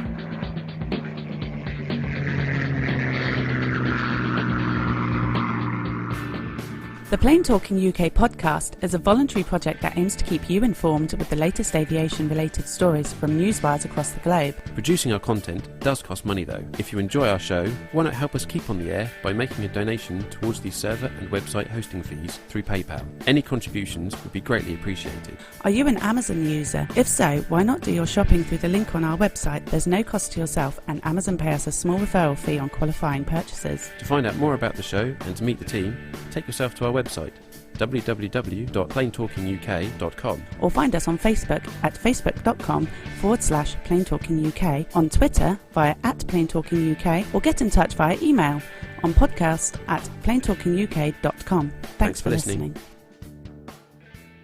Flybe 5823, Trent Dane for 23-hour Manchester, Wizz Air 6X, climb flight level 210, direct to Bretlands Park.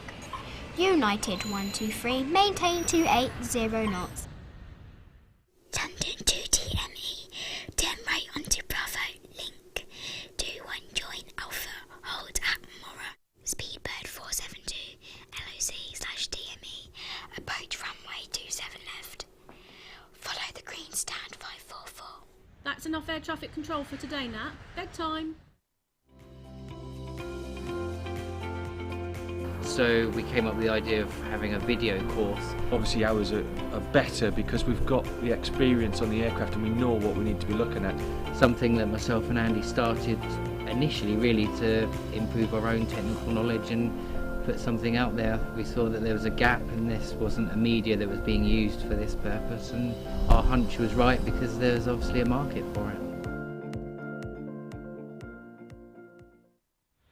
Have you ever wondered what it would be like to fly a commercial passenger jet? Looked up at the sky and thought, I wish that was me? Well, now anyone has the chance to have a go at flying in a real aircraft simulator. NP Simulations and Flight Experience London, the only official Boeing licensed product of its kind in the UK, offer you the chance to fly anywhere in the world in their fixed base Boeing 737-800 flight simulator. And that's not all. Ground School London offers many different courses for the up-and-coming pilot looking for a start in aviation. With prices starting at just £109, the sky's the limit. So for the ultimate flight simulator experience, or engaging preparatory courses, including those for schools and colleges, check out the websites at www.london.flightexperience.co.uk and www.groundsschoollondon.com, or call on 020 300 40 616. NP Simulations. Fly your dreams. And we're back. Indeed. Hope you all had a chance to refresh your glasses of beer or pints of beer, glasses of ale. Pints of beer. We've gone all healthy here in a PCK studio. I know. What is we've this? gone with water. I thought we were going to be having local beers. Yeah, so I'll have you know, Armando's not letting us down. Yeah, Look, there he is with Armando his white representing zombie. with a Catawba. Yeah, one of my favorite. Yeah. Steph, the beer's coming up later. Right. Excellent. Excellent. Yes. Okay. So we're going to hand things over then to Armando for the next part of the show. Yeah, that's right. We got a couple military stories. I wouldn't want to take too much time since we have Dr. Steph in the studio. So we'll knock him Fine, out take your time. as quick as we can. So how about Carlos? Are you ready? Ready to go. Dr. Steph. Ready.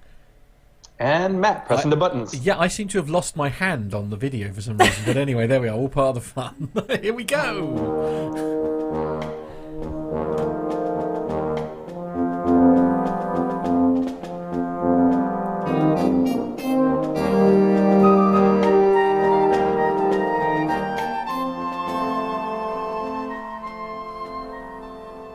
All right, so this first story is kind of going along the same lines what we've been talking about for the last couple weeks now. And this is from the MROnetwork.com, which I believe is part of Aviation Week. And it is Boeing's 767-based tankers also use a version of the pitch augmentation system that grounded the 737 MAX 8 fleet. Oh, really? Oh, wow. They do, yeah.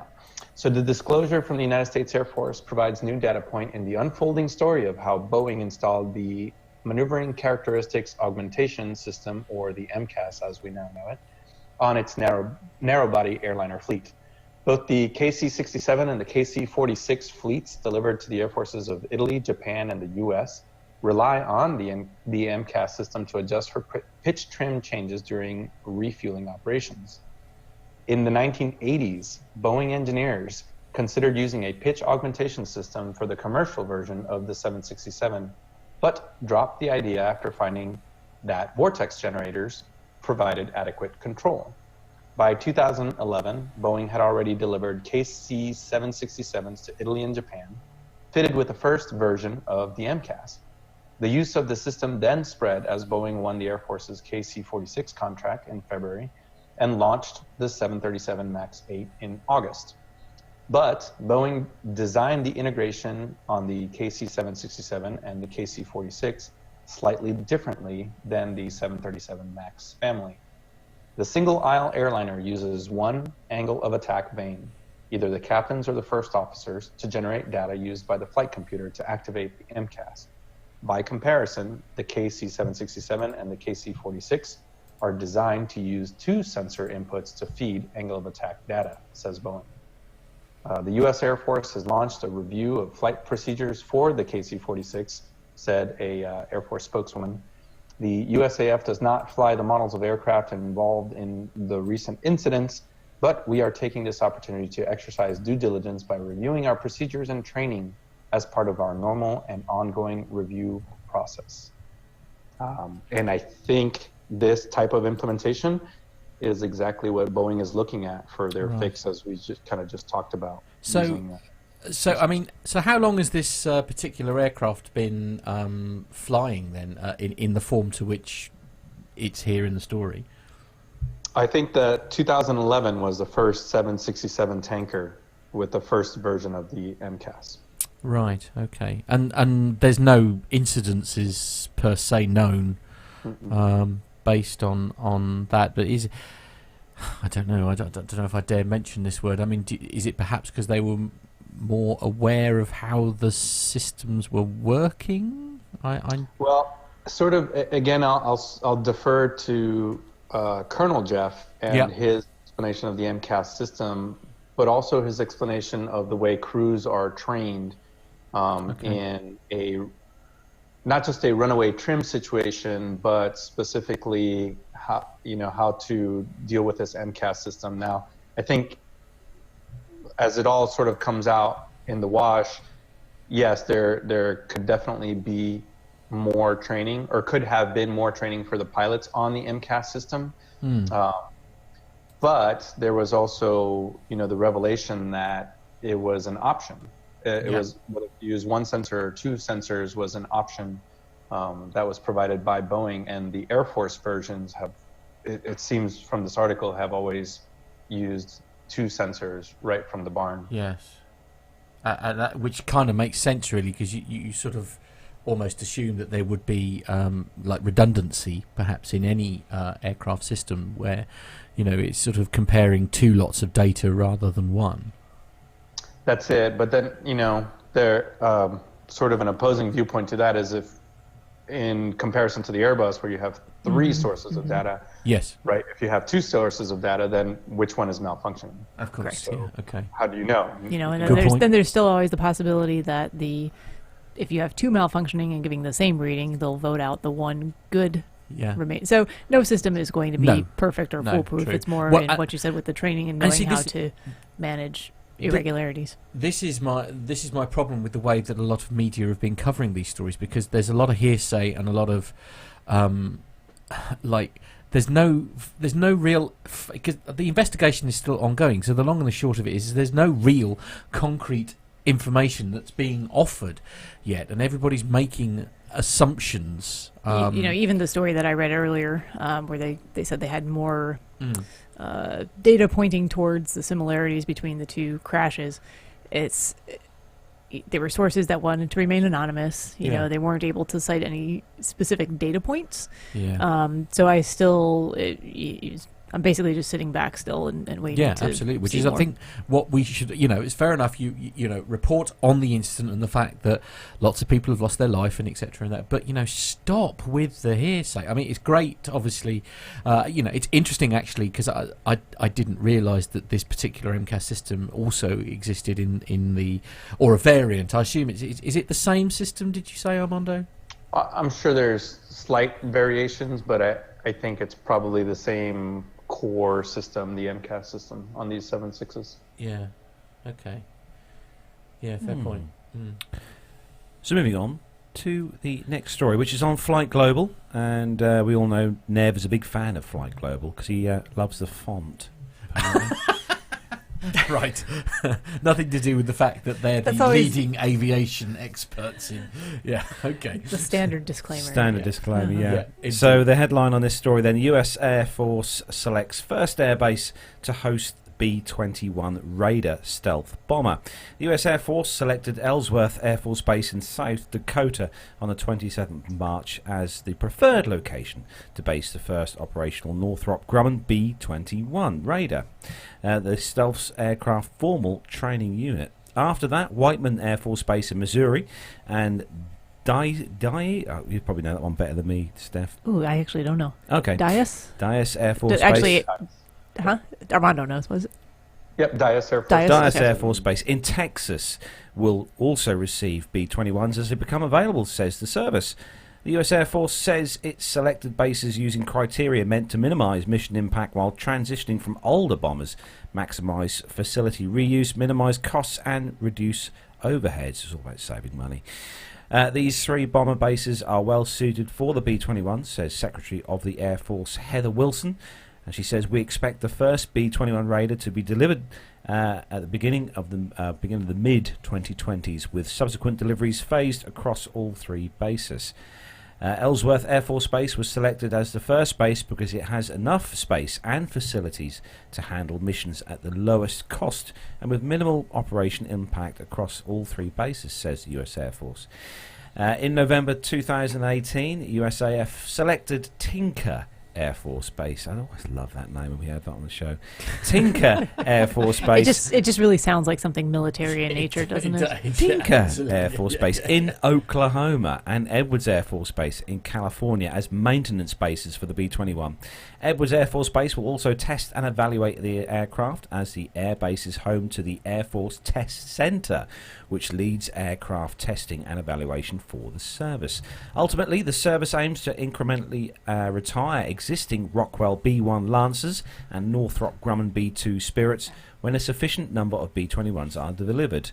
However, Barksdale Air Force Base in Louisiana and Minot Air Force Base in North Dakota will continue to host the B-52 Stratofortress, which the US Air Force expects to fly through to 2050. That figure just amazes me every time I hear it. The US Air Force has said very little about the B-21 Raider. There are few details known about its appearance, as the service only has realised an artistic rendering that shows a flying wing design which may differ from the stealth aircraft's final look. In its fiscal year 2020 budget proposal, the US Air Force requested a more than 30% increase in funding, about $3 billion for its heavy bomber, as the program moves from design to manufacturing and development. The aircraft completed its critical design review in November 2018. The stealth bomber is portrayed by the service as the metaphorical tip of a spear, the leading edge of any coordinated air force thrust deep into enemy territory. The aircraft designed to carry nuclear and conventional weapons. We are Armando's raising his eyebrows to that one. Yeah. We are procuring, they said, the B-21 Raider as a long-range, highly survivable aircraft capable of penetrating enemy airspace with a mix of weapons, said Air Force Chief of Staff General David Goldfein, as it is a central part of penetrating joint team. Armando, thoughts? I think we're just both wondering who wrote this article, the latter half of this article. Moving past the obvious, yes. It's actually Minot Air Force Base, and I looked up Tinker Air Force Base, and it is named after Major General Clarence L. Tinker, the first Native American. Oh, wow. Oh, that's awesome. Okay. Yeah. I was sure it was somene's name. I'm not familiar with Oklahoma history. So Ellsworth Air Force Base, I have been out there, not for any extended period, actually just for refueling. All of the bases mentioned are already bomber bases. I have served in some choice locations in the Air Force. Probably not. That's a word. Not first choice. Not first choice. We have this thing called a dream sheet, and I've been lucky enough to be in places that probably don't make it up to people's dream sheets. Ellsworth Air Force Base, probably one of those places, but it's in a beautiful part of the country in the Black Hills of South Dakota, right near Mount Rushmore. So if they're looking for areas of the continental United States that have large operating areas where you aren't really getting in anybody's way, probably South Dakota and Missouri are good places to be. These aircraft, they will base their fly around the world, or all over the world, and then return to that base in one sortie. So it makes them for some pretty long flights. Wow. Well, that seems pretty cool, actually. I don't know quite what. I'll tell you what, guys. I'm seriously thrilled that thank goodness we are going out for a meal after this show, because are you feeling hungry? I am now. So basically, Al is sending us pictures, which is fine. Now, I don't know if all of this food was sent to us in one sitting. Is this one meal, Al? Because so it looks like some kind of like a kebab or something that he's got the sliced. Yeah, absolutely. It's like the doner meat closely followed by a hamburger. Now I don't know if this is one meal. Obviously with the ribs before it. Go back to the last picture. Yeah, absolutely. It's hard to tell from the table absolutely. and the location. Yeah, anyway, so I dare say more food-related updates from Captain Al will be forthcoming as always. But whilst we await those, I think we should move on to the next story. Steph, I think you've got the next one. I do. This one is from popularmechanics.com. Okay. Interesting. The Air Force's new AI is like R2-D2 for fighter jets. Oh, wow. Yes, now we're talking. The U.S. military wants to put artificial intelligence in the cockpit as an assistant or AI-powered wingman. Oh, I like this. This is the caption, I think, for the picture that goes along. Yes, there we go. It's a picture of R2-D2. They can see it now. Look, the caption that goes along with this is, the Pentagon is building a pilot's little helper. Yay. Okay. A new AI under development called Skyborg would either act as a robotic co-pilot or drone wingman, performing important tasks while the human pilot flies and fights the aircraft. Fights the aircraft? Interesting. Will Roper, the Air Force's Assistant Secretary for Acquisition, Technology and Logistics, says the Air Force Research Lab is currently building a, quote, completely game-changing technology. According to C41SR Net. C4ISR Net. Oh, okay. I was totally wrong. Glad you did that. Roper compared Skyborg to R2-D2 of Star Wars fame, Luke Skywalker's trusty droid that nestled behind the cockpit in an X-Wing fighter. In the movies, Luke can issue voice commands to R2-D2, asking the droid for navigation info or to repair the starfighter while he flies. In the real world, Skyborg would consist of two systems. The first is an R2-D2 style AI that would ride in a manned fighter as a co-pilot. Like Luke Skywalker, the Air Force pilot of the near future could interact with the AI via voice commands. AIs could also perform tasks for pilots in single-seat jets that were traditionally reserved for co-pilots, such as radar operation and target identification, navigation, and increased situational awareness. One particular task Roper has in mind for Skyborg is target recognition, taking sensor data and attempting to identify nearby aircraft, including hostile ones. Such a task mirrors what radar intercept officers... Nothing could go wrong there. Sorry. Yes, no, indeed. Yeah. Such a task mirrors what radar intercept officers, the second crew members manning the F-14 Tomcat, performed in the iconic two-seat fighter jet. The second system that an AI would fly, well, let me try that again. The second system is an AI that would fly an unmanned vehicle, such as Boeing's Loyal Wingman or Crowder Defense's XQ-58A Valkyrie. According to, let's see if I can write this right this time, C4ISRnet, such a system... What? Yeah, no. Such a system... He's nodding, it's all good. Okay. Yeah.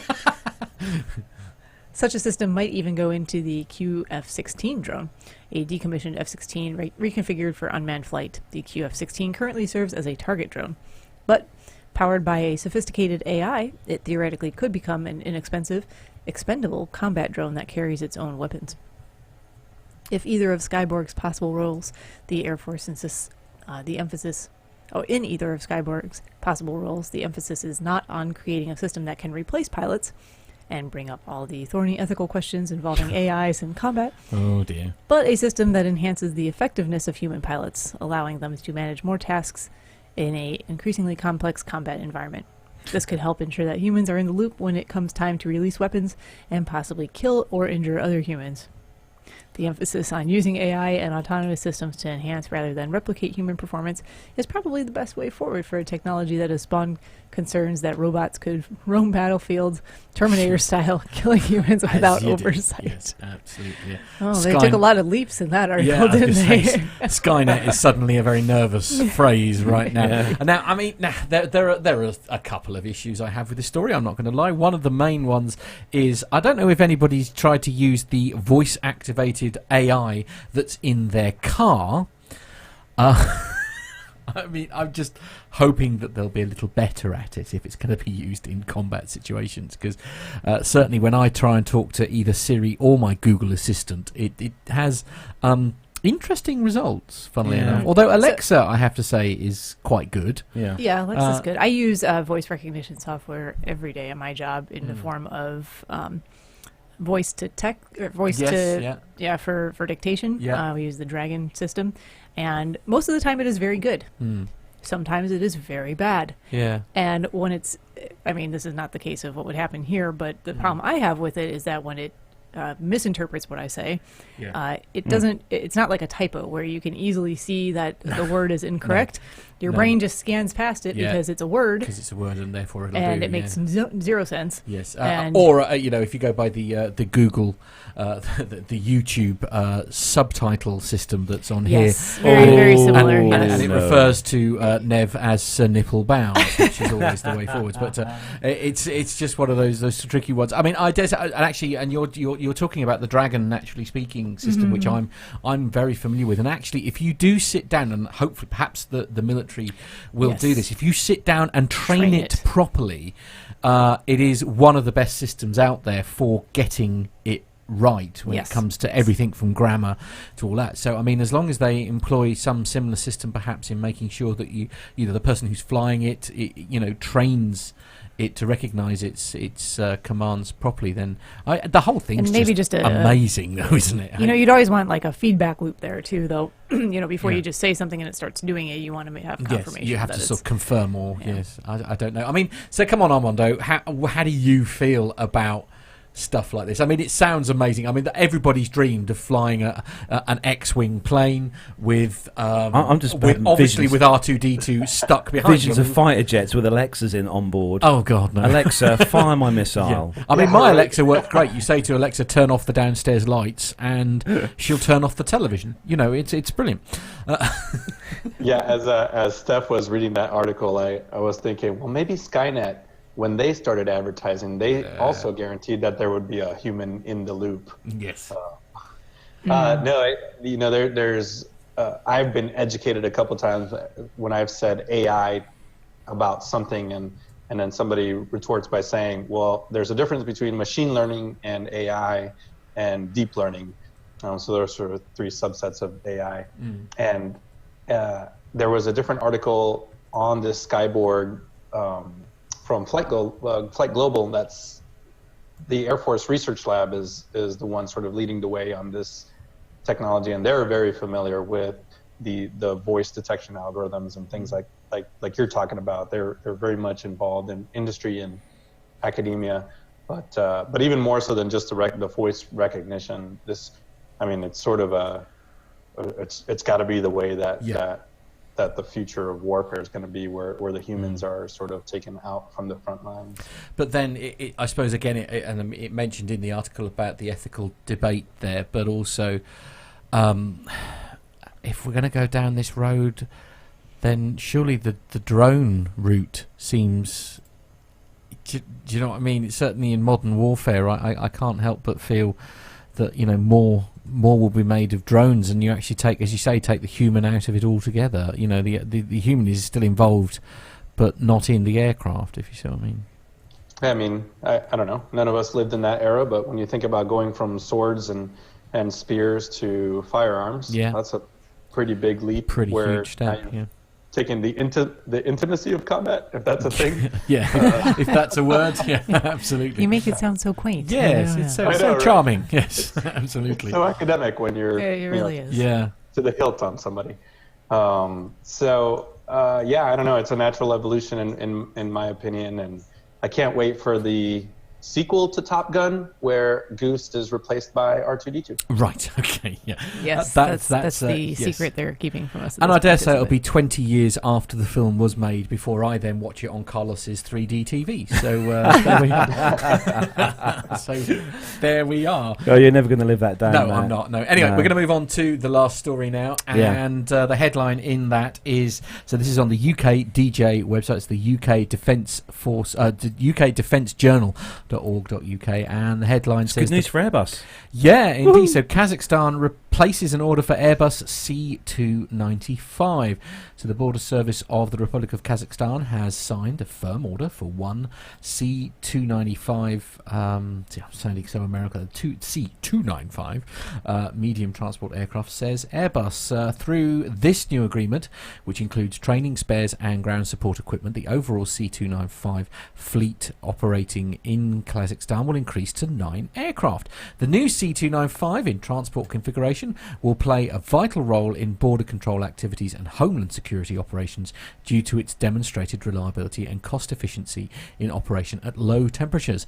The C295 is manufactured and assembled in the Airbus military facilities in San Paulo Airport in Seville, Spain. It is a development of the Spanish-Indonesian transport aircraft, is it CASA or is it CASA? How's that? CASA. It's CASA. Yeah. So it's the CASA IPTN CN235, but with a stretch fuselage, 50% more payload capability, and new Pratt and Whitney Canada PW. I do hope Max Flight's not listening. Turboprop engines. The C295 made its maiden flight in I'm just going to gloss over and move on. It made its maiden flight in 1998. The first order came from the Spanish Air Force. With this new order, the Border Service of Kazakhstan becomes the 31st operator of the C295 and brings the total number of orders up to 13 aircraft in the CIS. Yeah, the CASA 295 is I am going to say it like an American. The CASA 295 is an evolution. You're allowed. You are American. It's fine. Yeah. My dad flew CASA 212s back in the day for Pratt I think they were one of the largest operators of that aircraft. But what's unique about the CASA 212, the 235, and the 295 is that it has a ramp and door in the back. Yep. So it's great for jumping out of. I'll just say that. Yeah. Have you jumped out of a CASA? I have. Yeah. Really? They're great. Wow. Yeah. And for years they've been used both in the civilian sector and in military because of that ramp and door. And you can load passengers, you can load cargo, do humanitarian stuff with it. And the CASA 295, if you really think about it, is just a mini C-130 or like a Transall or any one of those C-27, but it's affordable. You know, it's essentially a civilian airplane that has been adapted for military use. So countries like Kazakhstan that don't necessarily have the resources for something like a C-130 or an A-400, this aircraft is incredibly capable with unimproved airstrip capabilities. You know, it's got jump capabilities. You can do all kinds of things with the CASA. So, wow. Great airplane. And it'll only hurt your bank balance by 28 million for one of these. Oh, you were mentioning its cost effectiveness in certain. 28 million, Armando. Yeah, but that's the list price. Nobody pays the list price. True. Come on. I was just looking at the figures, actually. There's been 163 of these built, these C-295s. Wow. And first flight was November 1997. Wow. Yeah, and I think the U.S. Coast Guard, I can't remember if they're flying CASA 235s or 295s, but yeah, even the U.S. Coast Guard uses them, and they can airdrop survival bundles, you know, rafts and things like that out of the back in terrible weather out at sea. And I'll tell you what, they really do get a move on with those Pratt and Windy. I mean, oh man, you're never going to live that one. I'm not, am I? That's fair enough. Yeah, it's all right. What with nipple bounds and gusty, I just. Oh well, that's this week's show title done. Yeah, pretty much. Yeah. Pratt and Windy. Pratt and Windy engines. Yeah, absolutely. There we are. That saves me a job for next week. Yeah, excellent. Absolutely. Yeah. Blimey. So that is where we bring the military segment of the show to a close. So those of you watching in the world of YouTube or listening in the world of podcasting downloads, so pretty much paying attention to the show today. We'll know we have obviously got podcast royalty with us in the studio. Yeah, it's very weird. I mean, Matt, I just like that you're both weirded out by absolutely. my presence. I know, I'm not really sure. I know, but it's real. It's real. And I know we've met you like out of the 200, like multiple times. Yeah, absolutely. Like in person multiple times. But I mean, a small part. You know, I mean, everybody knows. Obviously, Nev came down here last week. Mm-hmm. You know, I mean, he had his his flu jabs and he had his various tetanus shots and goodness of well, because he's coming to this rather rural part of the community. It's like I don't know quite how and Armando, you're no different. I don't know how you Americans ended up in this very tiny little part of our world, but it's just very strange. And I've said this before, like when we did the 200th, when we went to Farnborough for the first time, which is where we met you all for the very first time, and it's just weird because to hear the voices that you've had in your ears when you've been, in my case, like cleaning coaches or going for walks or listening to it in the car while you're traveling somewhere else, and you're so familiar with Dr. Steph's voice, Jeff's voice, Micah's voice, the legend that is Brian, bless him, Pasadena Brian, who I do miss terribly from the Airplane Geeks, actually, it has to be said. To hear all those voices, and I'm sort of sat there in Farnborough, and around me are those voices, but then they're not in my earphones, they're in real life, and that's why I think we're being a bit fangirly about it all, to be fair, aren't we, Carlos? Because it's just very odd that in the studio here is this incredible person. So hello. And welcome. Hello, Steph. Yeah, thank you. Yeah, absolutely. So lovely hospitality. So you're literally here for probably another few hours, another 5 hours, and then you're sort of like flying straight home. I mean, what? Why, Steph? I mean, it's lovely. Yes. What on earth are you doing here? I know. Well, let's just let it be said that a certain captain for a long haul airline that we all know and love is retiring soon, and I was trying my best to take a ride on one of his flights where he was flying, and just trying to work out my schedule with his schedule and let it be a little bit of a surprise. I was going to tell him in advance, but not much in advance, the day of. Yeah. just hasn't worked out, and he hasn't been able to fly this month. I think people who listen to our show know that he's been a little unwell with his back. His back's not great, yes. And it was kind of I'd moved it a couple of times.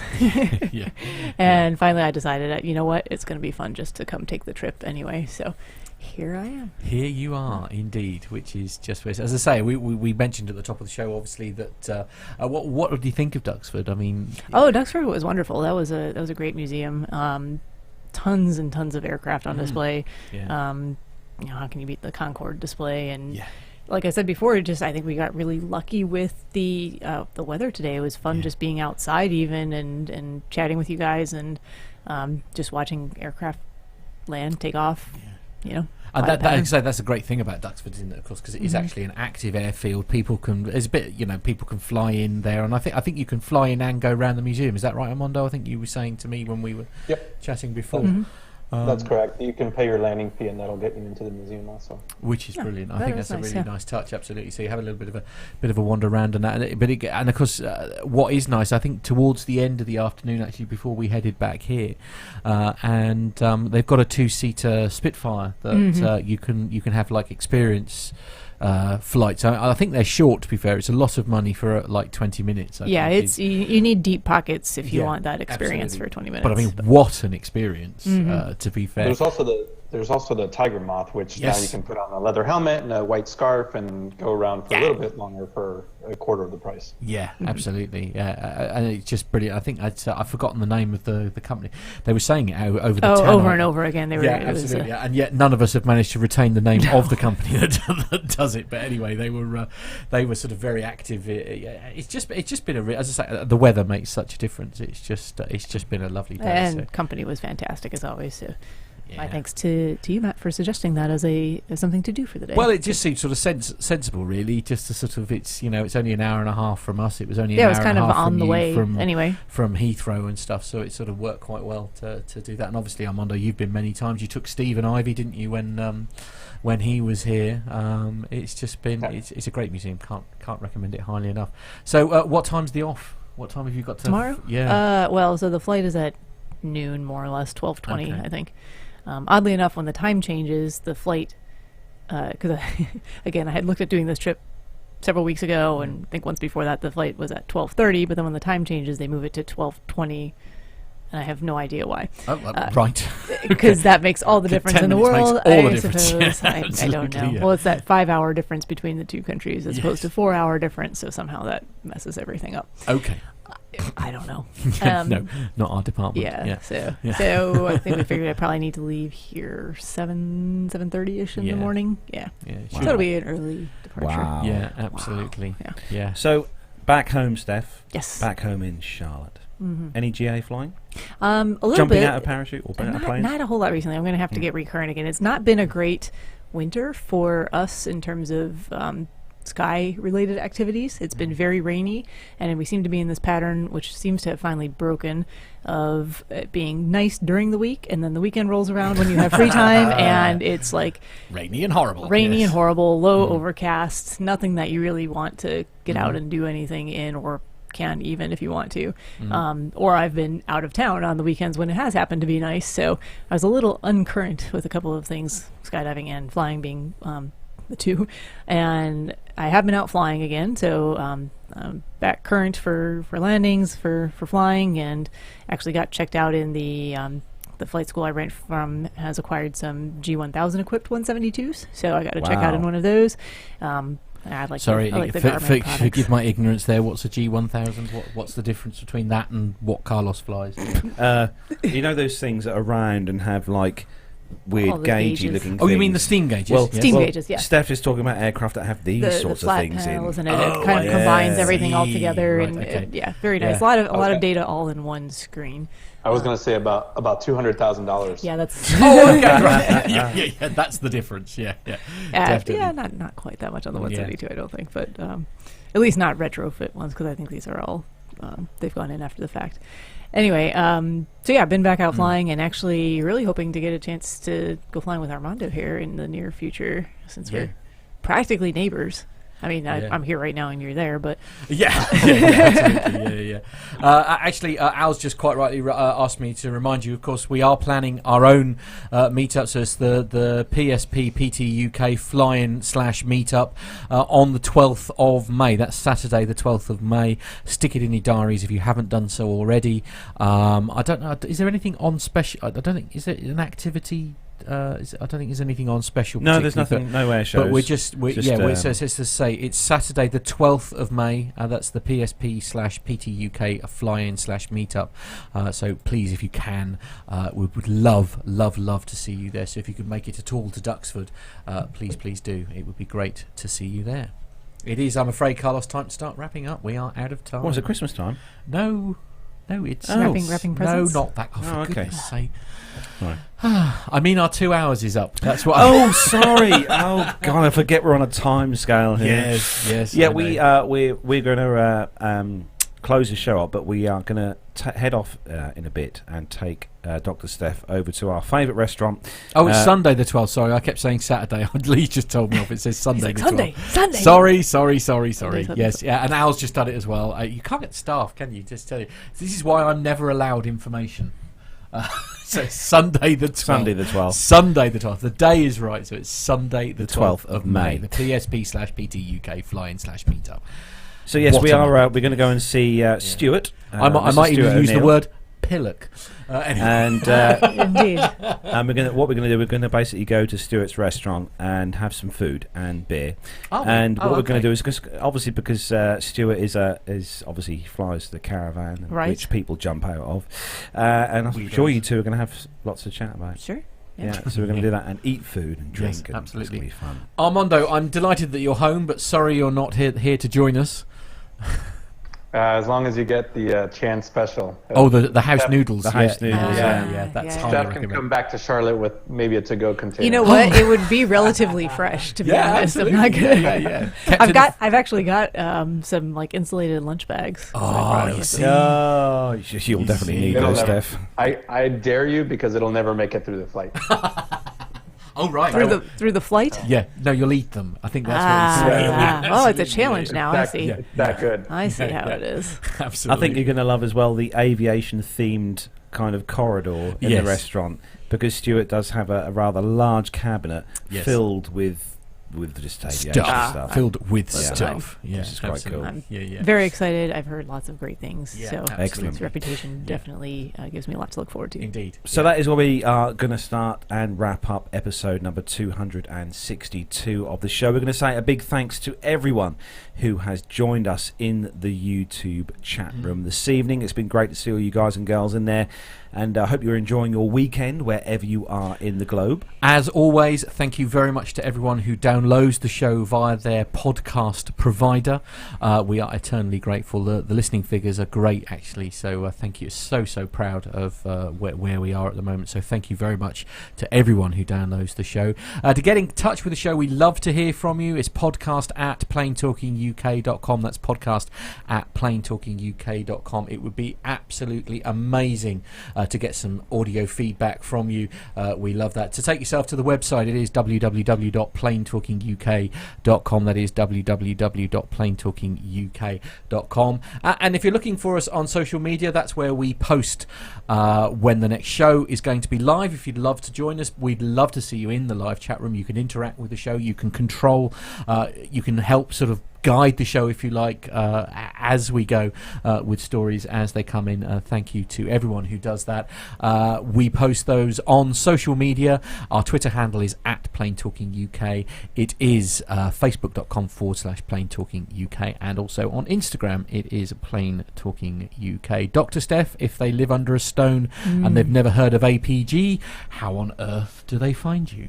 Point your browser over to airlinepilotguy.com. You can find all of the information regarding the Airline Pilot Guy show there, including our social media information and where to find our podcast, which is basically everywhere you can find podcasts. Basically. So pick your, choose your weapon, and choose your chosen path. We'll see you there. Absolutely.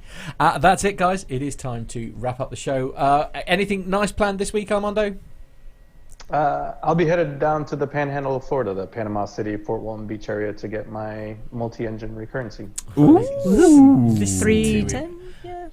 It'll be a 310. 310, nice. Yeah, Wow. absolutely. Other than flying home, Steph, what have you got in your itinerary for next week? Hopefully some flying next weekend. It's another free-ish weekend for me, and if the weather is good, I want to get out and do some of that. Very exciting. Carlos, you've got your new job, obviously. What are you up to in your new job this week?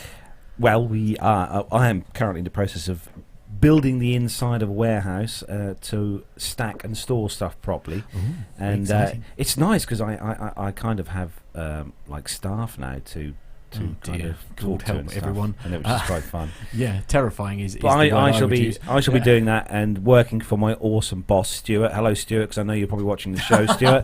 Yeah. And hello to you. And I'll tell you what, honestly, it's awesome. I love my new job. Good. Well, mega. that's great news. Just 2 trips of note for me in my coach. I've got London? one. Tuesday, I'm off to Norwich. Oh, okay. Yeah, Long Dawson. And then Wednesday, yes, I am indeed off to the big capital. Yay! Yes, I'm off to the big smoke. I'm off to London to take a group to go and watch The Lion King. So, in fact, we were saying that's on the bucket list. Yeah. Got to go and see that. But anyway, come on, we're over time now. So that is time. where we're going to close up episode 262. Don't forget to look out for social media to see when we're on next week. I think we'll be back on a Friday again, back to usual. Yep, Friday, yeah, we'll have a look. Yep. So from me, Carlos, here in the studio with Dr. Steph, it's a big goodbye. Goodbye. Yeah, Dr. Steph, say goodbye. Goodbye. Armando, say goodbye. Bye, everybody. Take care, everyone. We'll see you next week. Bye-bye.